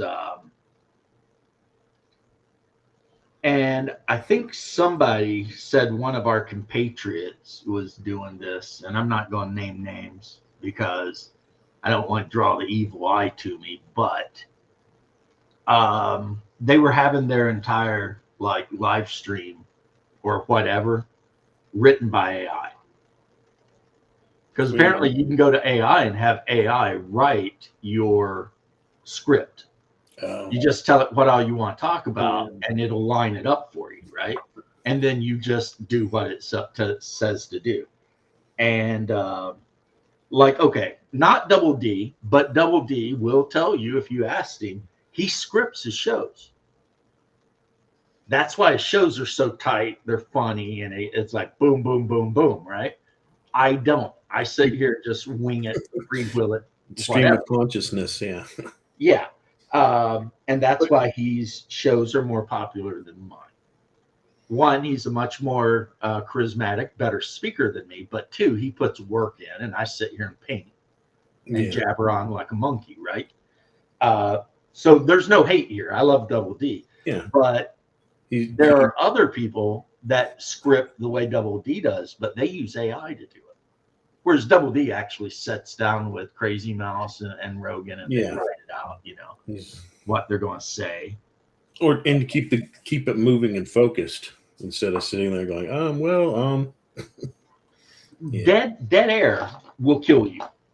And sometimes I might just freaking go off and be like thinking about anything. You never know, right? His movie over on Rumble that they were doing tonight was Conan the Destroyer. That is, he thinks, the best D&D movie ever made. It's it has a D&D party in it, kind of, wizard, thieves. Oh, I totally get where he's coming from. But my argument back at him was the 13th Warrior. I think the 13th Warrior is the better D&D movie. Well, there's no wizard, but magic user. But but in my mind, you don't need one. For a more grounded world, yeah. Yeah, I mean, you've got Ibn. He's kind of the bard.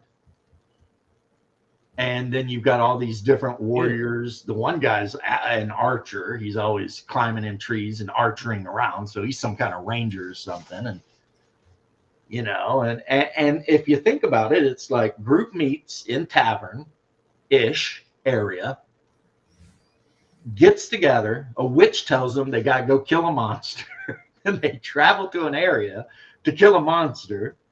I mean, to me, that is like the D&D-est of D&D. Free will burning, right?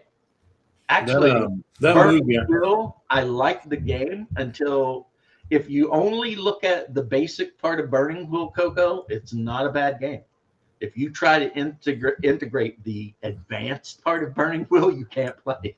It's like Like in the combat for Advanced Burning Wheel, every player gets like a sheet that has 3 phases on it, and then a number of turns, and you have to mark like with a like check the box of what you're doing, and you have to do it in secret. And then everyone reveals like I'm swinging high, I'm stabbing low, I'm blocking low, and then you compare what everyone picked to figure out what the hell's going on. Have you ever played the Highlander card game? I have not. The trading card game from years ago. It had a grid, and you would play cards of where you cut and attack, and the other guy would play blocks. There was a game I did play that had that. It was a History Channel game. Oh. And like, so I had, they were thick cards and like metallic almost looking. And every card had like the grid on it. And it had like whether it was a hit or whatever. And you played attack cards. I thought that was a neat system to do. Well, it might work with the card game, or it did work. Me and Hunger played the shit out of it. But for a role-playing game, no.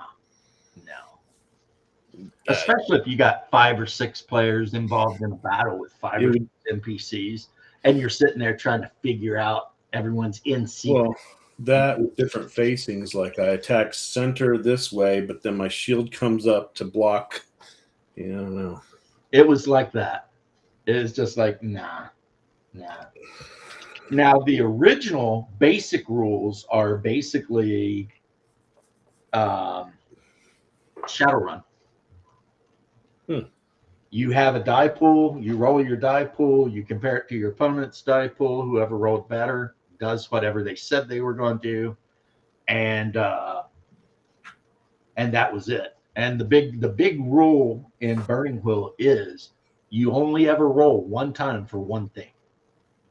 So it could be something like this. I, as a player, could say, I'm climbing the wall, jumping in the window, and stabbing the guy in the neck. And then the DM could say, well, then you need this, this, and this skill. And then I would roll my dice. And if I succeeded, I climbed the wall, jumped in the window, and stabbed the guy in the neck. So you just roll for the whole narration. You just rolled for the whole thing. So if I got into a fight with a guy, the guy would be like, I'm going to do this, that, and the other, and try to smash a skull in with my hammer. And I might be like, I'm going to feint around and try to stab him in the kidneys. And we'd roll off, and whoever won. Which could mean, in theory, that you could just be killed by one bad roll. You know, because if I called out, I'm stabbing you in the forehead with a dagger. I mean, if I beat you, you know what I'm saying? You just got stabbed right in the forehead with a knife. You're probably dead. There's a little bit more to it than that, but that was basically how the standard game worked. You had your character, you had attributes and skills, and that added together was your pools. And then you would just roll off. There's a couple of guys that have a channel online, and he does nothing but talk about Burning Wheel. And he obviously just played the very basic version. He loves it. And then Shauner, who you may or may not have ever interacted with, loved it. But yeah, in Burning Wheel, you can just say, I'm going to knock this guy out. And if you beat him, you knock him out. That's just, you know. I mean, there are wound levels, but you only really bother with them if you start using different. The rules are wild, man. They start out. See, I have both of the books up there, the basic book and the blue book. And it's like it starts out one way, and the weirdest thing is the guy who made it said he based the whole game on Tolkien. But I don't see it since there's no halflings. There's actually Batmen, like squirrel folk. And you can play an intelligent wolf, like a warg. Seems more like the Narnia stuff. Yeah, it's pretty wild. But yeah, I bought it and read it. And my end thoughts were it's not a bad game.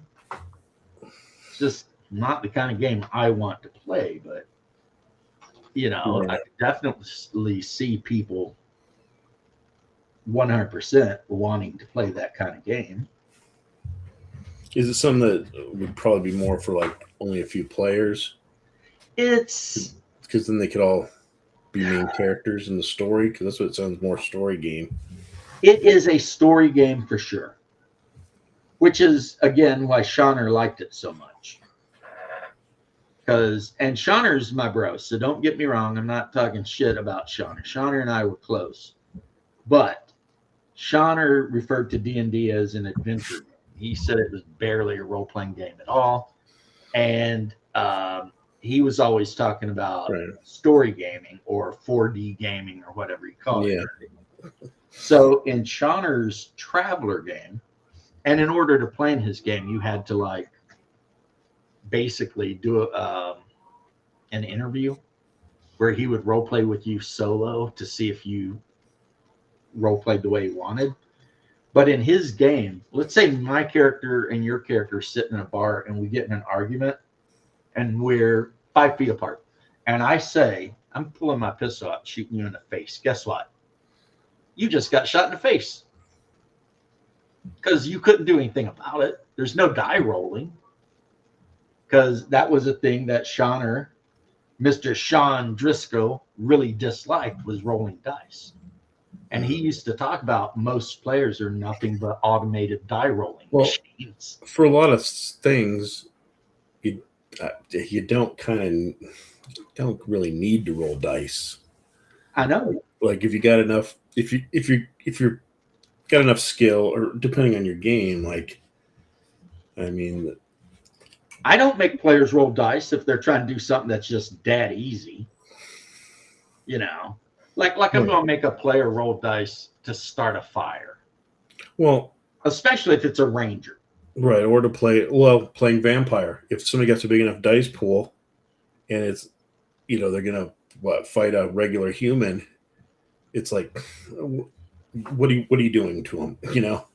Well, in 5e, the way they did away with that is certain disciplines just give you automatic successes. So it's like, oh, I don't even have to roll. I've already got 5 successes because of my potence or whatever, right? And it's like, so I'm just going to run up on this guy and crack him upside his forehead, and I'm going to get 5 successes on the damage. Yeah, I never picked up the 5e. I never picked up 5e version of Vampire. Well, I don't know. I dig what they were trying to do with that hunger mechanic, though. Well, because you didn't count blood pool.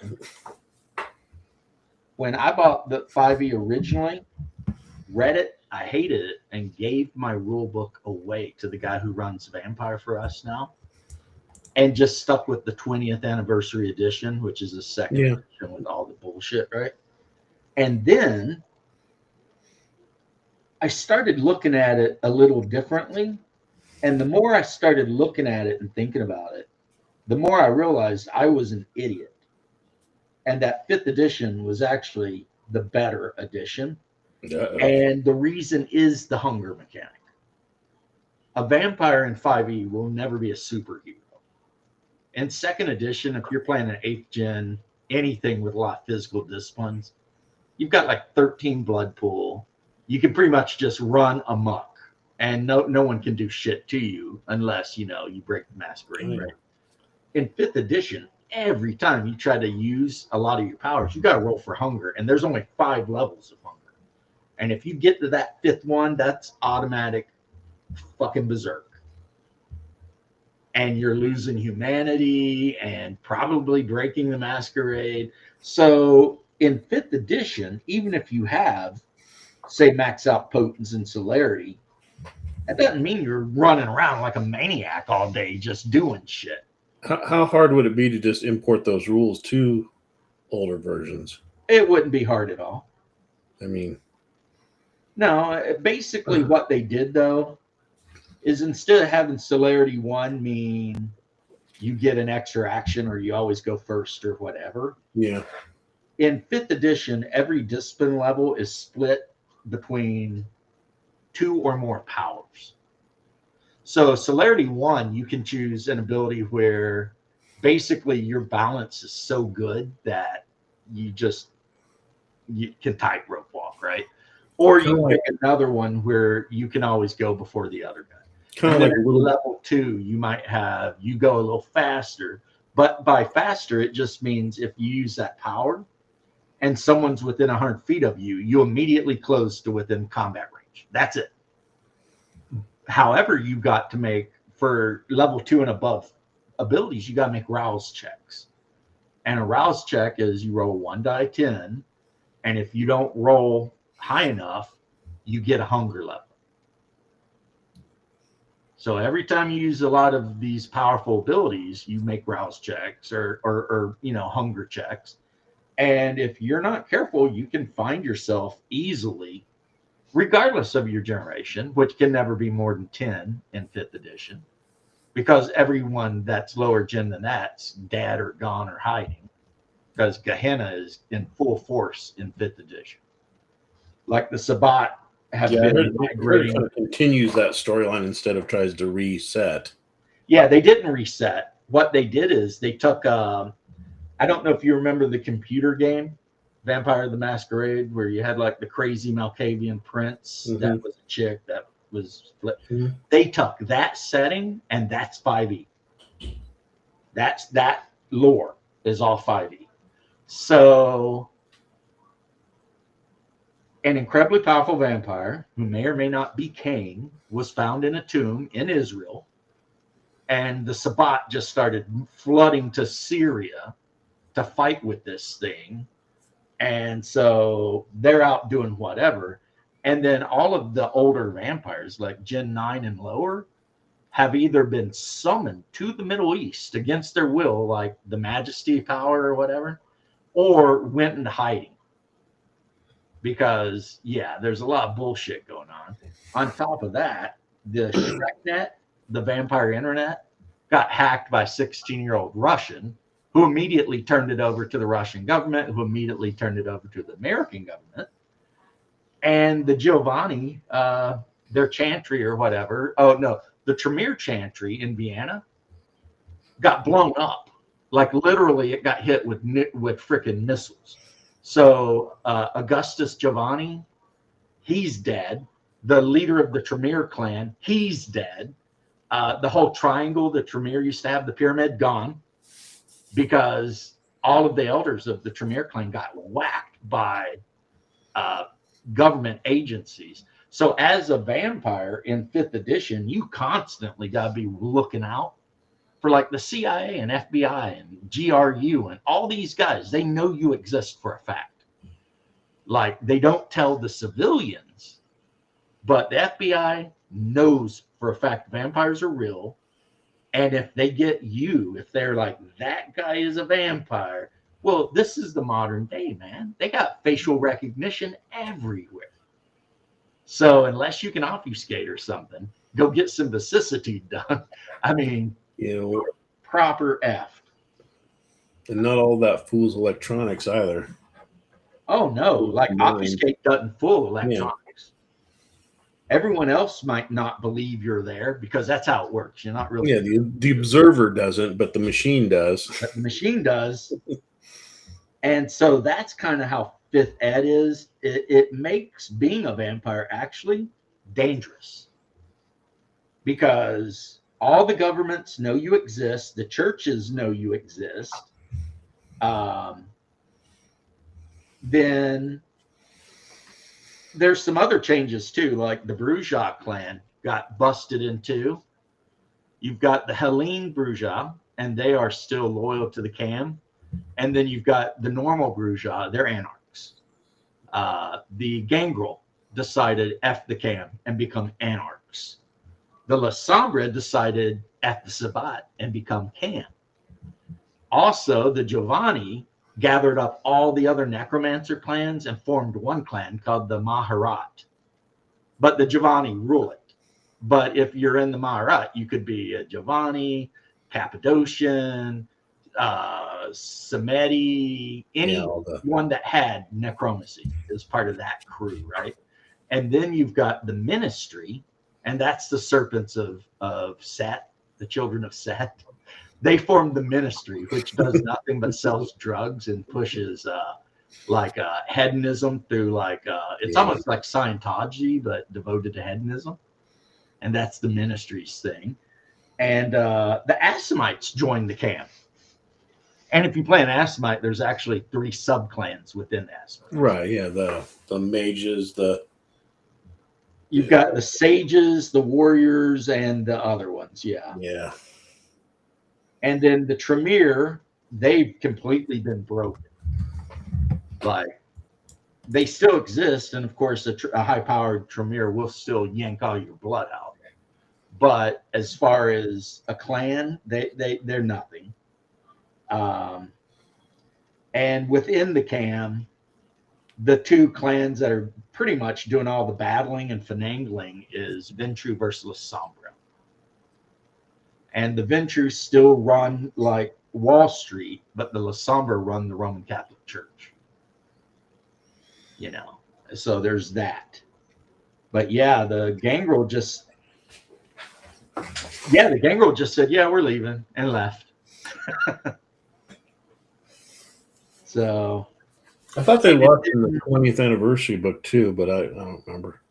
yeah, there was some stuff there, and then of course a lot of stuff is like different. Like in 5th edition, which I think this was in the older edition. Depending on who you are, you have vampires that have been members of the Sabbat but are now members of the Cam, and vice versa. Because, like, let's say you're an 11th gen vampire and you've been around a few hundred years, you might have changed your mind. You might have went here or there. You can play an old clan Zamichi, and they fixed them. So instead of sucking and having like animalism and Ausfix and some other lame ass power, they're the other clan that gets Protean. So if you're playing like the Count Dracula, Romanian vampire, you get animalism, dominate, and Protean. So, and that makes sense. You know, you can like change into a bat, you can dominate people, and you can, you know, control wolves and shit. So, children of the night, shut up. That kind of shit, right? So, I guess what I'm telling you, Mike, it is my opinion that 5th edition is the best edition. Uh-oh. Yeah. Every time I get out there, up with first, and then second, and then LARPing with freaking Mind's Eye and all that bullshit. I still have the old Mind's Eye Theater books over there. I've got the Book of Nod and all that. Oh, but yeah, I'm telling you, just some of the things they did with the rules actually make 5e harder to play, which I find to be good. I mean, you know, if that makes sense.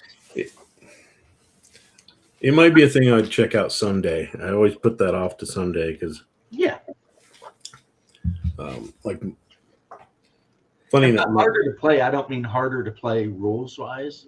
I mean in character. It makes sense. Challenging to know, like, because you can't just run amok.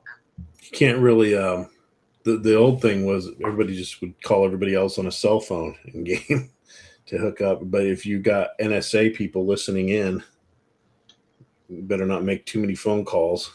Oh yeah, the second they know, and drop that happened to me in game. My character got burned, and I had been playing the game. We had played that game for 2 years. My character was a professor at University of Central Florida. I taught occultism and ancient history. Like I had this whole background I'd been running with for literally a year, playing every week. And I forget exactly what I did, but I got burnt doing it because I did something stupid in front of, you know, cameras and shit. And I mean, the prince didn't see me, so I didn't get blood hunted, even though I've already got one blood hunt on me from New York. But the FBI did. They saw it. And the next thing I know, my house is getting raided. My henchmen, let's call them, are getting like arrested and deported because they were Russian nationals, you know, and all kinds of shit is going on. And I'm hiding in a trailer park somewhere. You know, I lost all of my money, gone. I had 5 in resources. I got to keep 2 because it was hidden in a crypto wallet. My Mercedes I-Series armor-proof car, gone. My mansion in Windermere with my guards and all that shit, gone. My job as a professor, my entire identity, which was John Ryder, gone. The fact that I used to help the police as a psychic to like solve crimes, gone. Like my whole character, I went from being this like super ingrained within the Orlando area, political and crime area, you know, to being a homeless guy, living in alleys and shit. And the only money I have is cryptocurrency, you know? And I can't stick my head up because if facial recognition sees my dumb ass, like I had to shave and everything, you know, because when I was a professor, but as an immortal, it's just a setback. It's a setback until a team of dudes jump out of a van and light your ass up with dragon breath rounds. Then it's not a setback, you know. That might be time to take that, you know, sleep it off for a couple of years to see. Exactly. It's time to, you know, go find a nice place somewhere and just dig in, bury yourself, and be like, so I gave up my identity and everything, and I started using my original identity, which was Gennady Romanov, and I just. My character pretty much just disconnected from mortal society altogether, you know, because like I said, I got found out. That was it. I was done. It was over. There's no way to come back for me, really, you know, because being a vampire, I mean, I'm always going to look like I look. There's no help for that. You know what I mean? Well, heck, even that's that get a vicissitude thing, and I'm not doing that because I hate them son of a bitches. Even in the 90s and early 2000s, when the game was, you know, in its heyday, you could, I mean, there was millions of ways you get caught with technology and being on the phone. Now it's just exacerbated, especially with data centers and. Well, like you said, cross-referencing. I had to throw my phone away because they could track that. Any technological thing I owned had to go. My character literally lost everything except for the boots on his feet and the clothes on his back. I mean, I had accounts that were worth millions of dollars. Gone. You know, my mansion gone, my car's gone, everything gone. I'm living in an alley. I'm feeding on meth heads in downtown Orlando. It's like not good times for Mr. James Ryder, you know, or John Ryder, which I stole that name from the movie The Hitcher. Oh yeah, that old movie, John Ryder. Oh, and the other way I made a lot of money is, in addition to being a professor, the main way I made money is I wrote the books and then and made sure that people who took my class had to buy books. Well, I think that's not even. I think that's what they all do. That's what they all do. So that's what my character did. You know, like if you wanted to learn about ancient Sumerian whatever occultism, my character had like a very high occult. So I was a professor of all that. And then on top of that, I knew necromancy up to level 3 or 4. So when the cops would call me to help them, well, my character's best friend and coterie mate was a necromancer, Giovanni. So the cops would call me to be their psychic, whatever. What they never knew is I was just looking in the eyes of the corpse to see the last thing they saw with eyes of the dead, right? And if I wanted to get really hardcore, I could sneak into the actual morgue and summon their spirit and ask them. So even though I was playing a Bruja, a Hellenistic Bruja, my disciplines were weird. Like I had max presence, and I had very high levels of obfuscate and necromancy. compared to like potence and celerity. So I was not a combat monster. I mean, I could beat a lot. I mean, a human, Yeah, of course, but- I could smack around, no problem. But really, I was more of an intellectual. When I made my character, my primary attribute was the intelligence. Yeah, mental. Yeah, I was mental, and then social, and last was physical. And the character's background was I was distantly related to the Romanovs. I was a Romanov, and I'd been embraced and then buried by the bourgeois that were allied with the communists.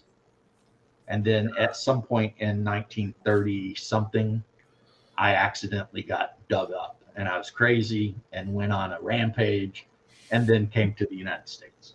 So a side effect of my character's upbringing was I absolutely hated communists. And that was why, according to my background, I was never allowed in New York City, because I was originally in New York City and there was a communist, also a bourgeois, and I murdered his ass. And the prince told me I had to leave. So, but they didn't kill me, my character. I say me, but I'm talking as my character. They didn't call for a blood hunt, because when the bourgeois had all went buck wild, I had remained loyal. And during that whole period, if you follow the lore, there's a period where there's basically you got a pass, but you had to leave. Yeah, it was like this guy was loyal to the camp, even when his whole clan went nuts. But he did kill a dude without permission. So we're going to blood hunt him from New York. Leave town, never come back. Leave town, never come back. Yeah. And I'm like, okay, I go to Orlando, which sucked. I've used the Romanovs, but they were Ventru when I had them as NPC. They would have been me too. That's why I said, remember, the bourgeois, I was force embraced by communists. Yeah, as a punishment, and then buried and just left there to be frenzied for 40 years. And then World War II is what actually we're running away. No, you're not. No, you better not. I won't know what to do. Yeah, World War II is what actually brought me out. Something happened and I got exposed, and then it was like, rah, I'm crazy. I've got a humanity of 5. I've been laying in here without anything, any blood for 30, 40 years. I'm a maniac, And yeah, so that was my character's whole deal. And so I was basically the least bourgeois of bourgeois. Now, I know a lot of people like to say bourgeois, and I always correct them. That's what I always heard it as. It was bourgeois, and they made a point of saying bourgeois. That bourgeois bullshit, it's like, no. Well, I just gave up because that's the way most people said it. So. Oh, I don't give up. I fight. Well, that's the way I first heard it, and then just. Yeah, I've got the first edition rulebook where it specifically says pronounced bourgeois. And then it's not a Spanish witch. Yeah, you are not a Spanish witch. You are named after a person whose name was Bourgeois, who was, if anything, a Carthaginian. He was a Semite, some kind of Semitic people. And of course, the Romans put an end to his ass. Right. Not that he shouldn't have been, because they were sacrificing their children to him. Yeah. So he needed to go, even though he always viewed himself as the warrior poet. But he wasn't even the original bourgeois. The original bourgeois was Troil. Yeah. So whatever, right? And the Romans, of course, were being ran by the Malkies and the Ventrus. So, I mean, I like the history of it. It's an interesting setting. I've always liked it. And my buddy wants to run it again when he gets his shit together. And so we'll take a break from my beloved Hyperborea so he can run it for a couple months, because he's moving to Virginia. And before he moves, he wants to run the game for a couple months to tie up the game. Yeah. The Yeah, campaign will be done. I'm not happy because I'm pretty sure my character will end up dead. Because I'm already about there, yeah, well, you know. But in a way, if it happens, it happens. it bring sometimes like that stuff. It is silly. It kind of brings a closure, and you can be like, okay, now I can walk away without hoping I get to play the character again someday. Yeah, he is the only one who runs the game, and when he's done, that's it. That'll be it. That'll be the end of it all. And if my character dies, all I can say is I deserve it because I've done some stupid shit, man. So Yeah. the fact that you've got the NSA and everybody looking for me, yeah, if they catch me, I'm just gonna be like, well, it was gonna happen eventually, whatever. Blaze of Meanwhile, glory. my Good for the wife's blaze of character glory. will probably get ganked because she started a pharmaceutical company and started trying to invent fake blood. And I'm pretty sure she'll end up getting ganked for that shit too. There'll be no true blood around here, I don't think. And actually, I don't think any of us have survived. I was going to say, usually the psychic detective is usually somebody that has auspex that tries to be the psychic detective for the police. I use the chromacy But instead. necromancy is kind of a cool way to do it. The whole talk to the dead.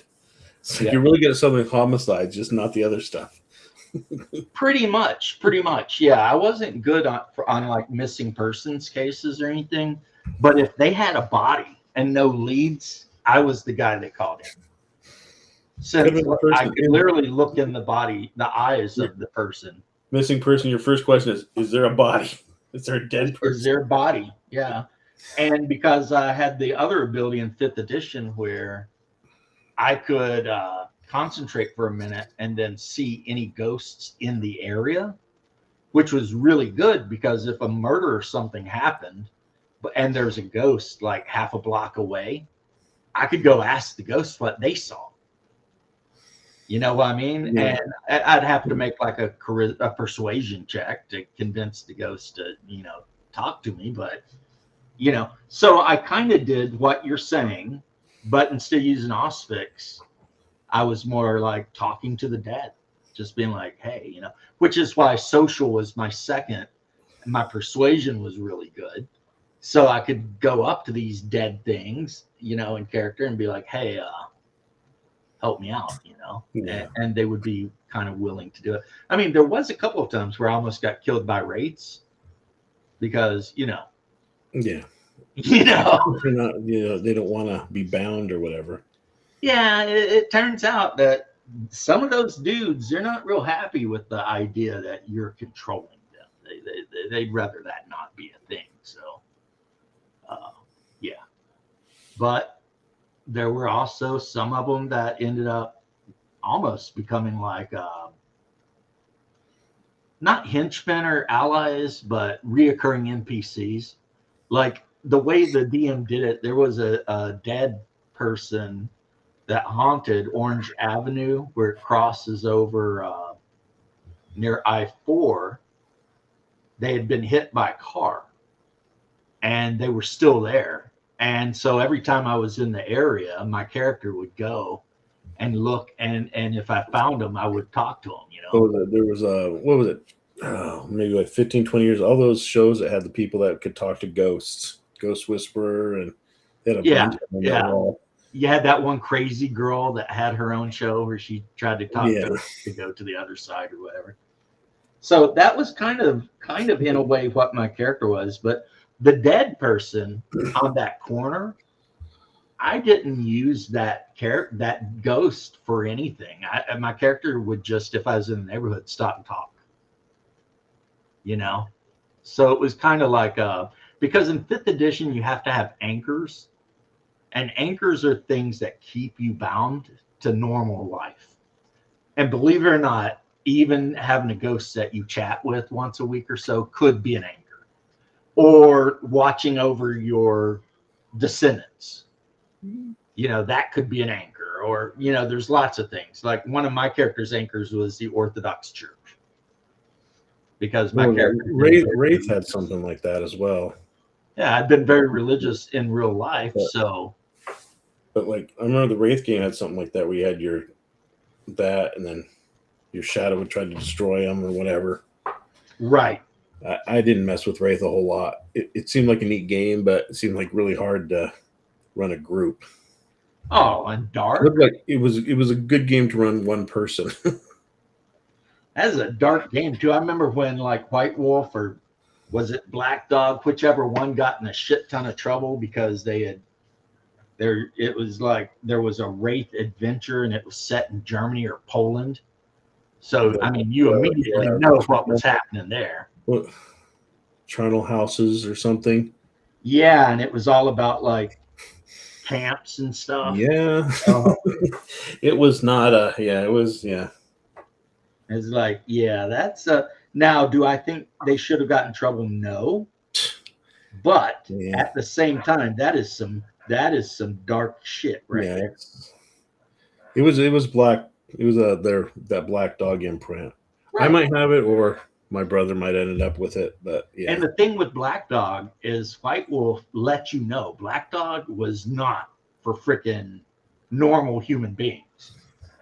Like one of the books they made for Werewolf was Pentex. Yep. And that shit was rough, man. We played a Pentex campaign for a while where there were what was it, first teams? The first team 187, and they were just went around and killed werewolves and vampires that pissed off to Pentex. So it was a monster hunting game, but half the team was monsters or for more, Yeah, yeah. And the guy that lived there, one of them was a human. Inbred and freaking nuts. Yeah, a human actually lived one of the longest in that, but ended up losing a leg, body parts, and just was messed up. I mean, the only thing he had was like that serum or something, so he didn't get affected by the delirium. There was a werewolf card game. Mm-hmm. Yeah. And later on, they produced a playable Pentex version of it. So you could battle werewolves with Pentex. And they had Al Bundy as a playable Fomor. Like on the one card, you see him like trying to sell shoes. But when you flip him to his combat form, he's vomiting maggots on somebody and their flesh is getting ate off. And then one of the Femoris is little Timmy, and it looks just like a little kid. But when you flip it over, it's like this giant freaking thing, That game was pretty crazy too, Yeah, I didn't play it a whole lot, but I did have a bunch of the Rage cards, and they were just I didn't know they had the Pentex thing. Oh yeah. Because in the original Rage game, you had a Pentex. You could kind of make a Black Spiral type thing. Right. They had some Pentex, but they were really there to be used as like enemies or whatever. And then when the set I'm talking about came out, it was full blown. Here are all these, like a whole damn box set full of characters and abilities and shit, specifically for Black Spyros, Pentex. They did add a lot of like the other were creatures. So like, werecats and whatevers. But, and man, like I was saying, all of the Black Spirals were just really nightmare fuel. Like the human form of one of them looked like freaking, what's his name from Silence of the Lambs with the mask and shit. And then you go to the combat form and he's all just this twisted werewolf, and it was just all stuff like that, and like I said, the Al Bundy, like on the one side, you'd have these guys that look like normal people, and then you flip them over and they're just nightmare fuel bullshit, and yeah, that was a rough one. I still have some of that stuff. And it's like, oh my God. And then you've got the different totems that the Black Spirals like, the worm and all that. And then you could play the different like sacred areas, and they had the different like going into the Umbra And a lot of cards specifically designed to just F with people playing werewolves. And there was even, I think, a couple of ally cards for the Black Spirals that were like vampires. Yeah, they had Sabat. They had like I know there's a Giovanni one. Yeah. That was an ally. You may not know this, homie, but did you know that Vampire the Jihad is still available? Yep. I have all of the stuff. And yeah, we were playing it a couple months ago. I got my ass whipped by my buddy playing his freaking Bruja, or not Bruja, Gangrel, but it is, except it uses what in the old days we called Bourbon Street rules. And what Bourbon Street rules means is when a vampire attacks another vampire and hits, they do an amount of damage equal to half of their blood pool total. So instead of running across and bleeding a vampire in combat for 1, if you've got like Don Cruz the Idealist, the Chin Justicar out, he runs across and smacks an enemy vampire, he hits for 5. And that means if somebody's got less than 5 blood on them, they go right to torpor. Unless, Don Cruz plays something that does ag damage, in which case, no, you go right to the boneyard, right? Yeah. And because Don Cruz is a Bruja with max level potence, he has an ability called the Rage of Electos or some shit. You can play it along with advanced potence, and it causes your damage to be activated. Yeah. So, yeah. Yeah. And then the other vampire game we bought was I forget the name of it, but you basically have your deck and a third deck in the middle that represents a city. And every round you flip a card off the city deck, and they had like New York and Prague and London were the 3 cities they had. And it would be like something like Kind Uprising, something happens, or the vampire hunters show up and every vampire takes a point of damage. Was that the game that came like pre-box and it didn't like look collectible? Yeah. I don't have that, but I seen that and I was like, that might be interesting, but it was pretty fun. I mean, other than the fact that it plays with the city as like the third player, it plays just like Masquerade, really.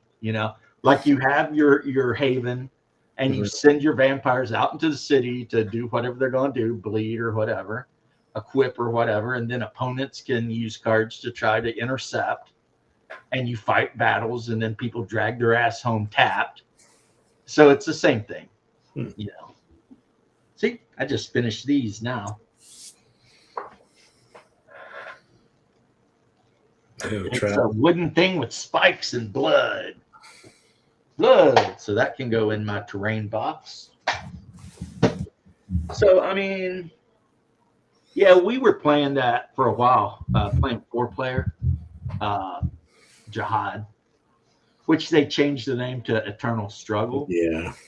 But there's a company in Sweden that not only continues to produce all the original cards, but has introduced like a shit ton more cards. And if you go on Drive Through RPG, you can make your own card, and it's legal for you to play at your table. Yeah. So I made a card of Haas because I've got a picture of my brother in a suit, and I made a picture of him, and it's like, I forget what I named him, but it's like so-and-so Morris, the Prince of St. Cloud. And he's got like a blood pool of like 7, and he's got like some. Hiya, James. What's up, Cold Iron? I'm tired. Well, me too. So you're in good company. I'm tired, beat up, and I tripped over this case of beers, and I got mad and I drank it all. Oh, that'll teach it. Yeah. Yeah, I was gonna say, that is definitely one way to go about it. I bled it very slow and consumed it. I got some boxes of miniatures I'm going to send you. What? Why? You'll get them sometime within the next year. James, you ain't got to send me nothing. You sent me enough, dude.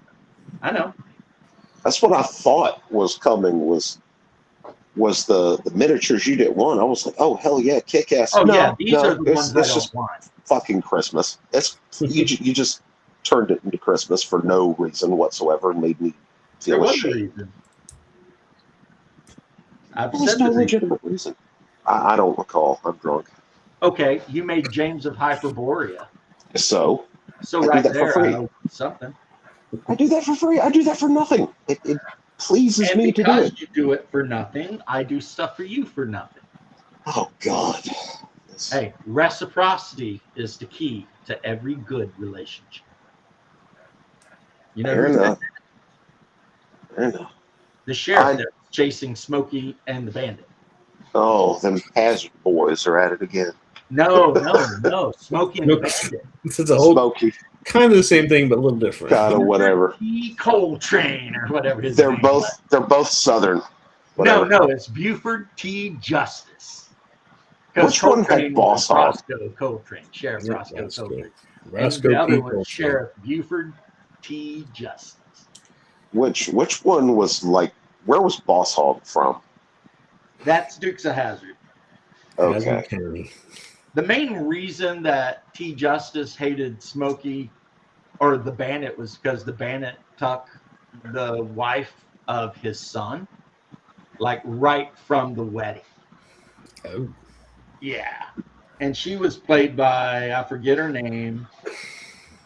And basically, what's his name? Burt Reynolds rolled up and she ran from the freaking groom and jumped in the car with him. So at that point, Buford T. Justice was on the ball, And the whole idea of smoking a bandit is they're going to Colorado to buy Coors beer because it has a 4-point whatever alcohol level.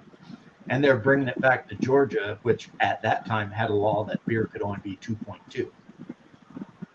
That's the whole story. And it only works because Burt Reynolds is very charismatic. And you've got the country music singer driving a big truck. Jerry Reed.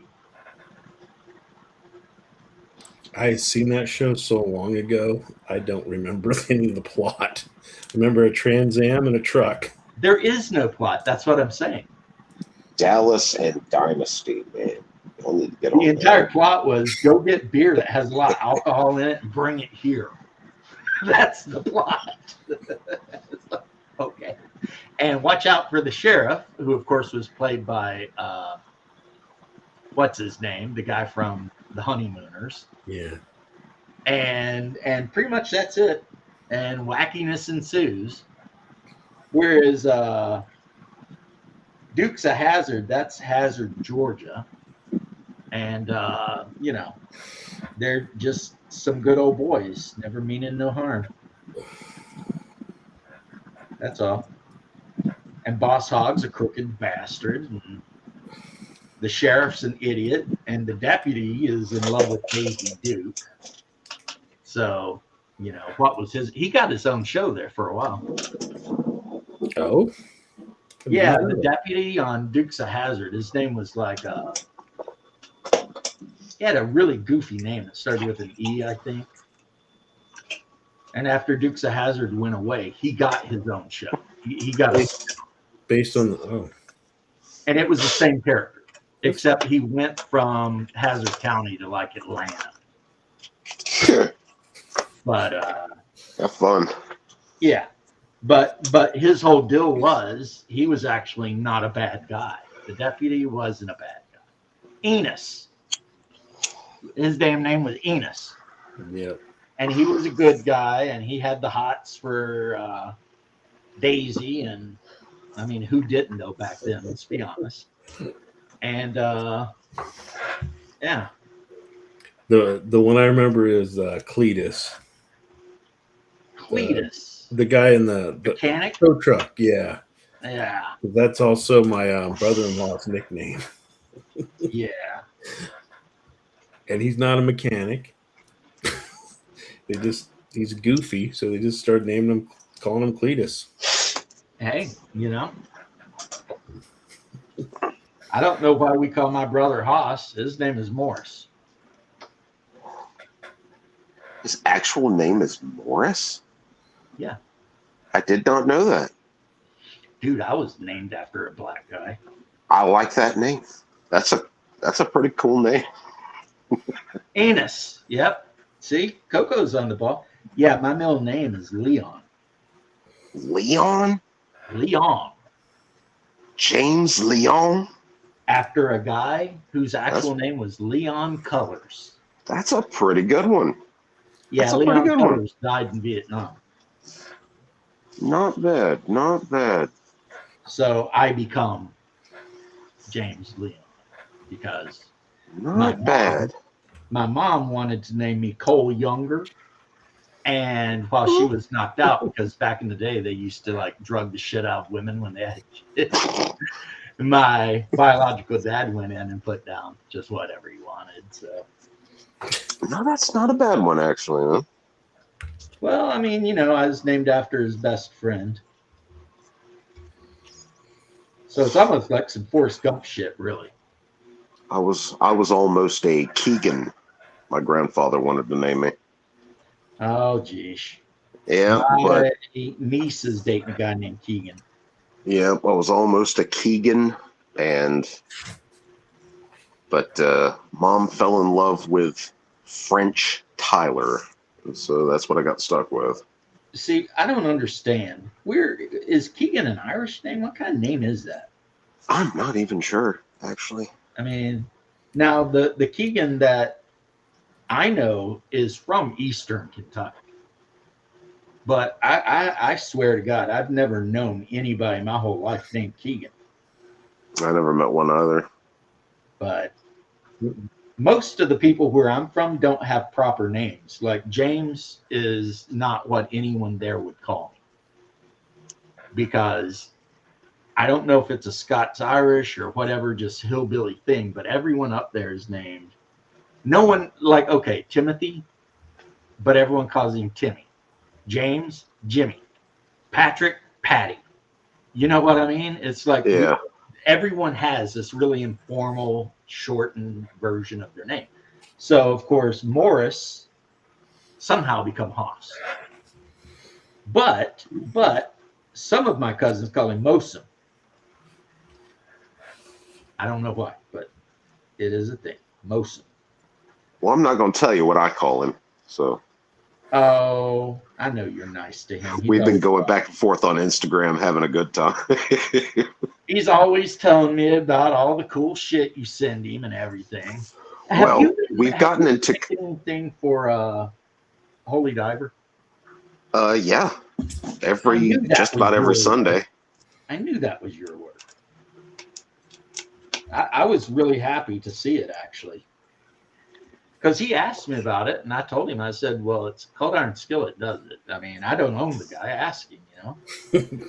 And, yeah, I did a couple of, like, playing with the new tools, and the new method. Did you do the one where it was like a nerd's weeb something, and he's, like, laying in the grass with, like, a hot anime girl or something? Yeah, the Thank Elf Chan, it's Hump Day things. Yeah, those are cool. I like them. Yeah, I did those. I did a one I was actually kind of proud of him as like Adeptus Mechanicus, like painting miniatures, and it was like finish your fucking armies. Right. Well, he was like painting multiple miniatures at the same time. Since you're always up at like the ass crack of the midnight. Yeah. Last night when you sent me the James of Hyperborea, and I knew exactly what you were doing too, because I remember during the one live stream talking about you could make a character that's literally you that just somehow ended up in Hyperborea, and you just figure out what you're doing. And I saw that, and I'm like, well, apparently James become a warrior. There you go. That's the old formula, man. Was whatever you and Shadow and Bear argued about, I was just sit there and listen and tool it together, because dude, it was worse than the damn View. It used to be bad. Well, like they would just go at each other. Yeah. Bear always said that Shadow was gay. And I saved a clip one time. I've saved 2 clips. My favorite clip of you aggravating Bear was talking about Greta Thunberg getting arrested, and he just shuddered immediately. And he was like, and you were like, you know, and they turned her around in the handcuffs, you know, and I mean, she's got a decent rack. And he just fell apart. He's like, I knew it was fucking coming. I knew it. And he just went off. I saved but that. To be fair, have you ever seen the picture? I don't want to look at that nasty fetal alcohol syndrome bitch's tits. I really don't. Look. Like the one comedian said, you know what you figure out when you see your first set of boobs? That you want to see all of them.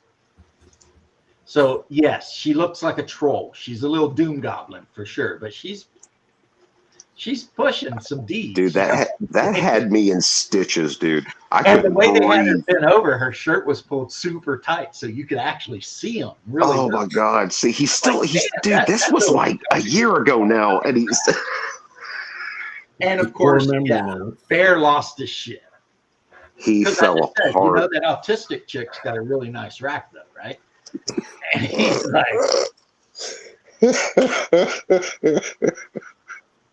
And poor Shadow's just sitting there like, what the fuck is going on here? Shadow's acted like the kid who just saw a car accident eating his ice cream, and he's just doing the 1,000-yard stare. But you want to know something, though? I never did anything I did on purpose to aggravate Bear. Bear just got aggravated by shit I did as a normal part of just being me. I was not going out of my way to piss Bear off. That makes it better. No matter what Bear or anyone might say, at no point was that Bear was convinced I was trolling him. Guess what? I was being me. When I said Greta Thunberg had a nice rack, I meant that. That was not trolling. I wasn't trying to get any sort of reaction. I was just pointing out that, yeah, she's 19 or 20. She's got a nice rack. And apparently they went through her boat, her Free Palestine boat, and it was full of used condoms and drugs. Oh, dude, she got her poor little heart broken, dude. She thought old dude liked her, and that was her boy toy, and then he humped everything on that flotilla but her. Yeah, but her, right? So it's like... And even everybody was like, oh, poor Greta. Like, she's heartbroken and all upset now. Like, she actually went on some, 3-day sabbatical of hiding from the internet because she was all upset and embarrassed about it. Because all the trolls, hit her up, was just like, nah, he don't want you. And this is why. And people were, writing dissertations of why she's unfuckable and stuff like that. See? There's what I would say now, because I'm a happily married man. And there's what I would say when I was 27, which is totally different. That's the other clip that put me in stitches. Like, dude, I was at work, could not do my job. Because you and your good lady wife were having not a fight, but a back and forth. And it was just a back and forth. And you were like, you know, you do this on purpose. I love you, but you do this on purpose. And then all of a sudden, it got a little heated, got a little louder, and you went, hey, nice rack. And I heard, thank you. And then that was the end of it. That was it. It was over. Dude, I staggered around work like the village drunkard, dude. I could not work. Yeah, sometimes you just gotta know how to talk to a lady. And it makes it even better because it's off camera. Like, you're just turned to the side and you just went, hey, well, she's nice in the rack. kitchen, which is over there, doing whatever. And I didn't have anything else to say. So I'm just like, hey, nice rack, you know. But it put an end to it. Like you said it so matter of fact, and it was just like, that's it. Discussion over. Like, thank you. That was it. That was it. And see, if I had been on the Save Palestine thing, I would have at least tried to get a DJ or something. If for no other reason than so I could tell people I did it. They'd be like, oh, you're on that boat with Greta Thunberg, right? And I'd be like, yeah. Like, let me tell you about that. But you know, I'm not a person that anyone should listen to, especially old me. I mean, when I was 20 something years old, I was dating 50-year-old. So I'm not the guy to listen to as far as, you know, I was an idiot until I met my current wife. And she is the only reason I'm not a complete idiot still. I mean, that is just a fact. I mean, she keeps me out of trouble and makes sure I'm not just running streets covered in my own poop or something. So, Hey, I mean, you'll regret the things you didn't do. So, no, I don't regret the shit I didn't do. A lot of shit I didn't do, I look back on and I'm like, thank God I didn't do that. Woo! I came close. But no, I do it just because she's famous, though. You know what I mean? yeah. Yeah. I know. I doubt I'd do the thing I said, but I Oh, oh. I'm gonna do what you did to me and send you a gif of Father Spiridon, just staring at you. Oh, when you're acting up, and I sent you a gift to the Holy Oh Father. God, yeah, that did it. That worked. And that meme, he's kind of glaring, like it's just one of those. He's like, brother, what? he's like, think of Christ. Just think of Christ. It's like, oh God. He's just like, oh my goodness, somebody here needs to say some Jesus prayers or something. Man, yeah, that was savage, dude. It worked. I'll tell you, it worked. Well, you sent me some bullshit, and I'm like, all right, Father Spirit, see how you like that shit. It's all meant and lighthearted and fun. Silent for like 3 days. He's like, you go think about what you did, young man. I was like, yeah. But I've been a lot better since I turned 30. I met my wife when I was 30, and I've been better since 30. But before that, I was just the absolute worst human being you can imagine. Which a lot of the ladies liked for some reason, but I was a douchebag, man. I was a scumbag. I slept with, like, the guys I hung out with and played Vampire the LARP. I stole so many of their girlfriends over the years. It's, like, not even, like, right. There's some of them that live in the town with me and still won't talk to them, you know, because they were in love with some big-ass goth chick, and I rolled in, and you guys know the deal, man. If she's got a big butt and she's gothy, I got that shit. All right. I don't care, you know, who you think you are. That's mine. Looking up Father Spirit and gifts right now. Looking up some church father quotes. Forgave me for it. They were just like, I hate you. just flat out, I hate you. Like, all right, you know, whatever. But yeah, send me this Father Spirit, and I was listening to him the other day and contemplating. He lays it on thick, but not too hard. You know what I mean? He's never angry. He's just disappointed and hopeful for you. You know, it's like, oh God. He's not like a Protestant that's like, if you keep that up, you'll burn in hell. He's more like, listen here, guys. What are you doing? Come on. You're going to make your mom cry. It's the really, really thoughtful type deal of, we must be vigilant.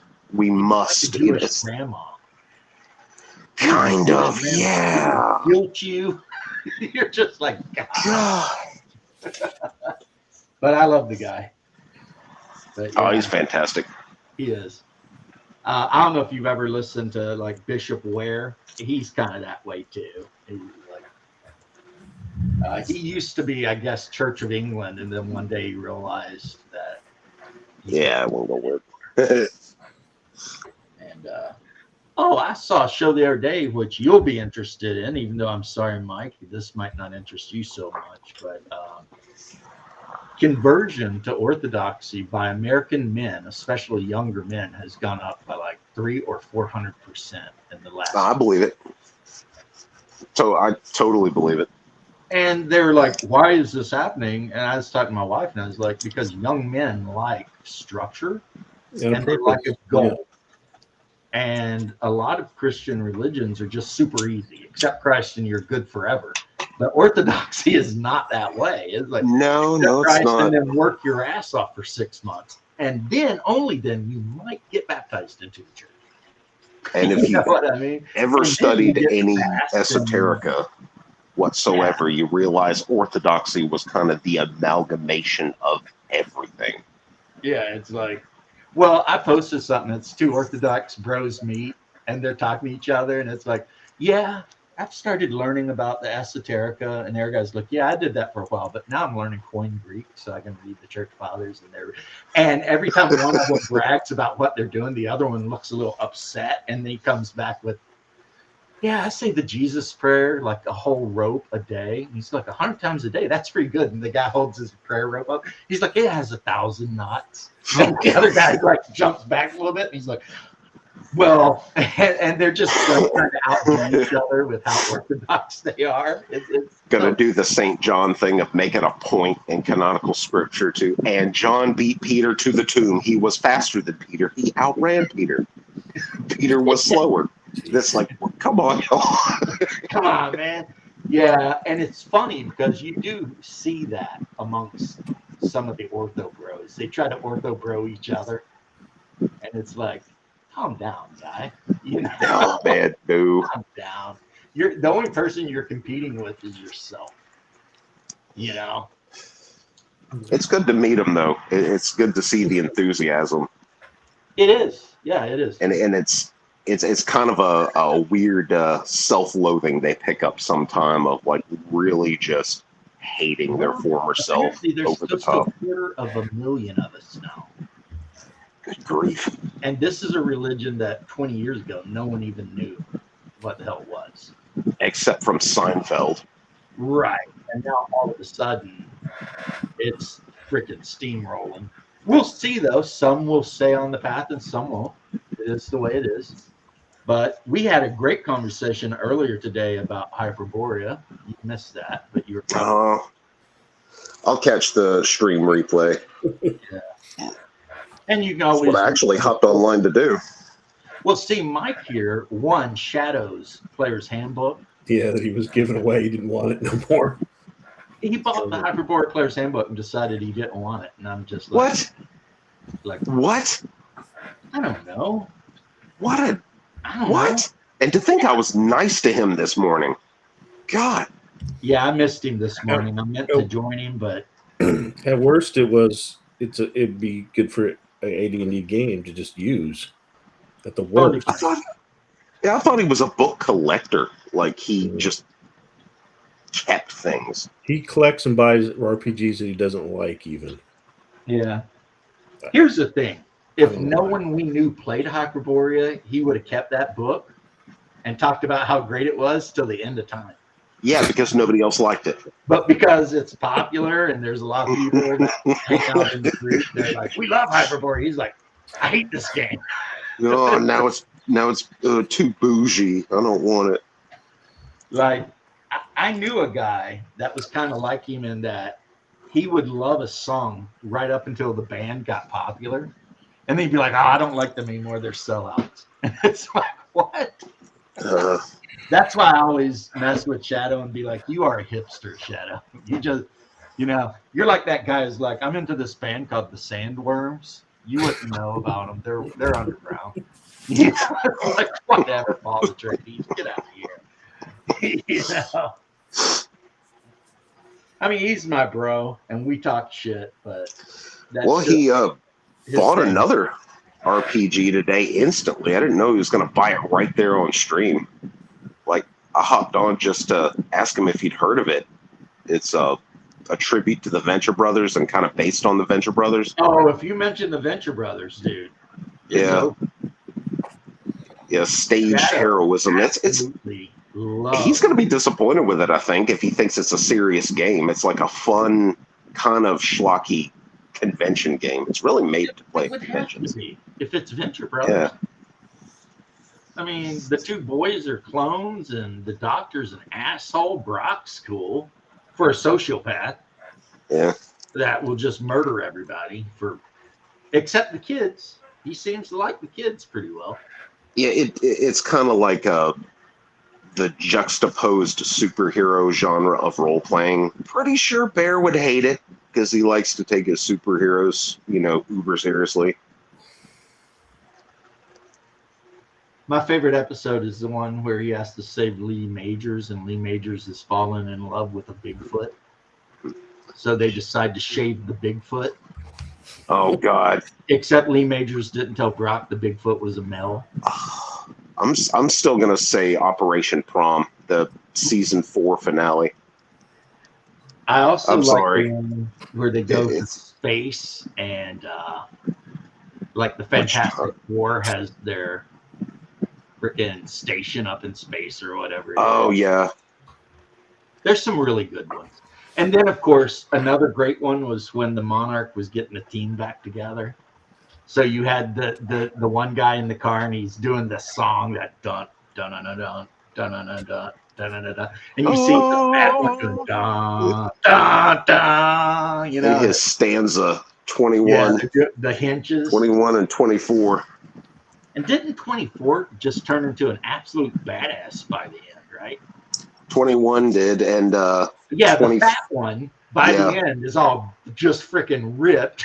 He got jacked, and running around beating people's asses. And was in Sphinx for a while. The skinny one.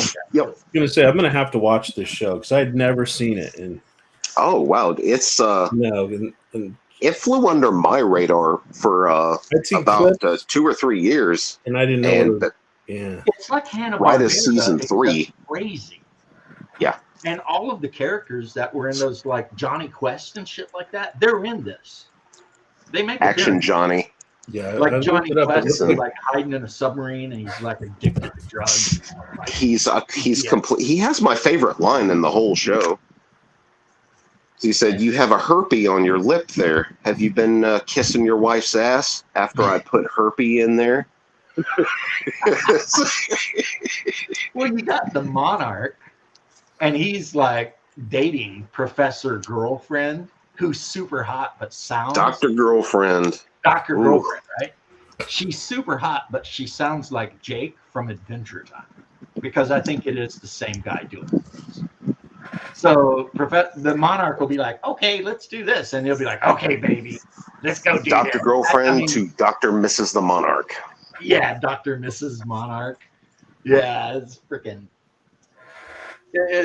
There's the one where they try to recruit henchmen, so they recruit a bunch of gang members, and the gang members take over the.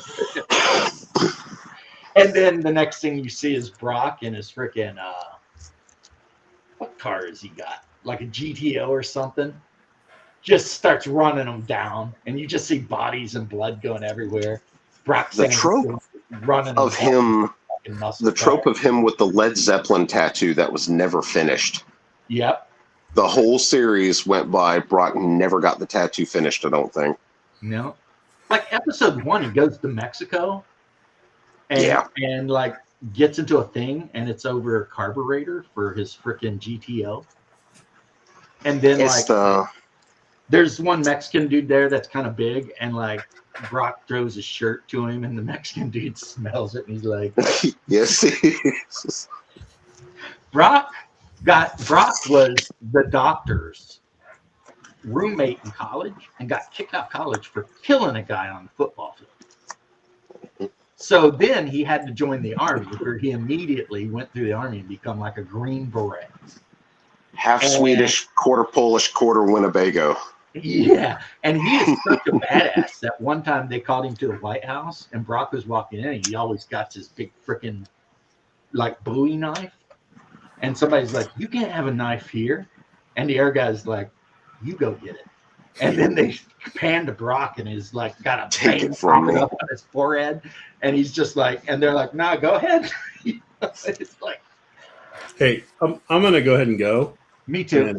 And I'm gonna go ahead and look up this show and kind of put it in my queue because. Oh, dude, gotta check it out, man. Yeah. You just gotta stick with real, it. It's so funny. It really. And the lore goes really deep. Like, it's not just going to be an episodic type thing. Like, the lore is going to carry throughout the whole series. like the Doctor Strange character, super flamboyant. And he hangs around with a black vampire hunter that does nothing but hunt Blackulas. So that's basically It turns into Doctor kind of like a Strange weird soap opera arc because Yeah, it's like technically Doctor there are Strange seven Venture brothers.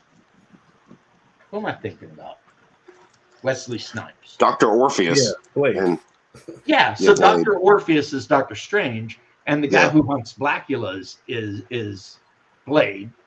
And then there's like this like little gay Jewish guy that does Al the magic. Alchemist, Yeah, the alchemist. who And is then, gay. of course, Dr. Orpheus's daughter hates him, and she's like a teenager. Triana. And she's kind of hot, but she's all gothy and angry all the time. And one of the twins has the hots for her. Dean. And the twins, you basically got the one redheaded twin who's like kind of soft, and then Hank, who's a complete idiot. Oh, Hank's good. Yeah, but he's dumb, and he thinks he can do everything. He's And he not always dumb. messes He's up just everything. gung ho. I think Hank might be made. See you guys later. I think Later on, Hank man. might be made with Brock's DNA.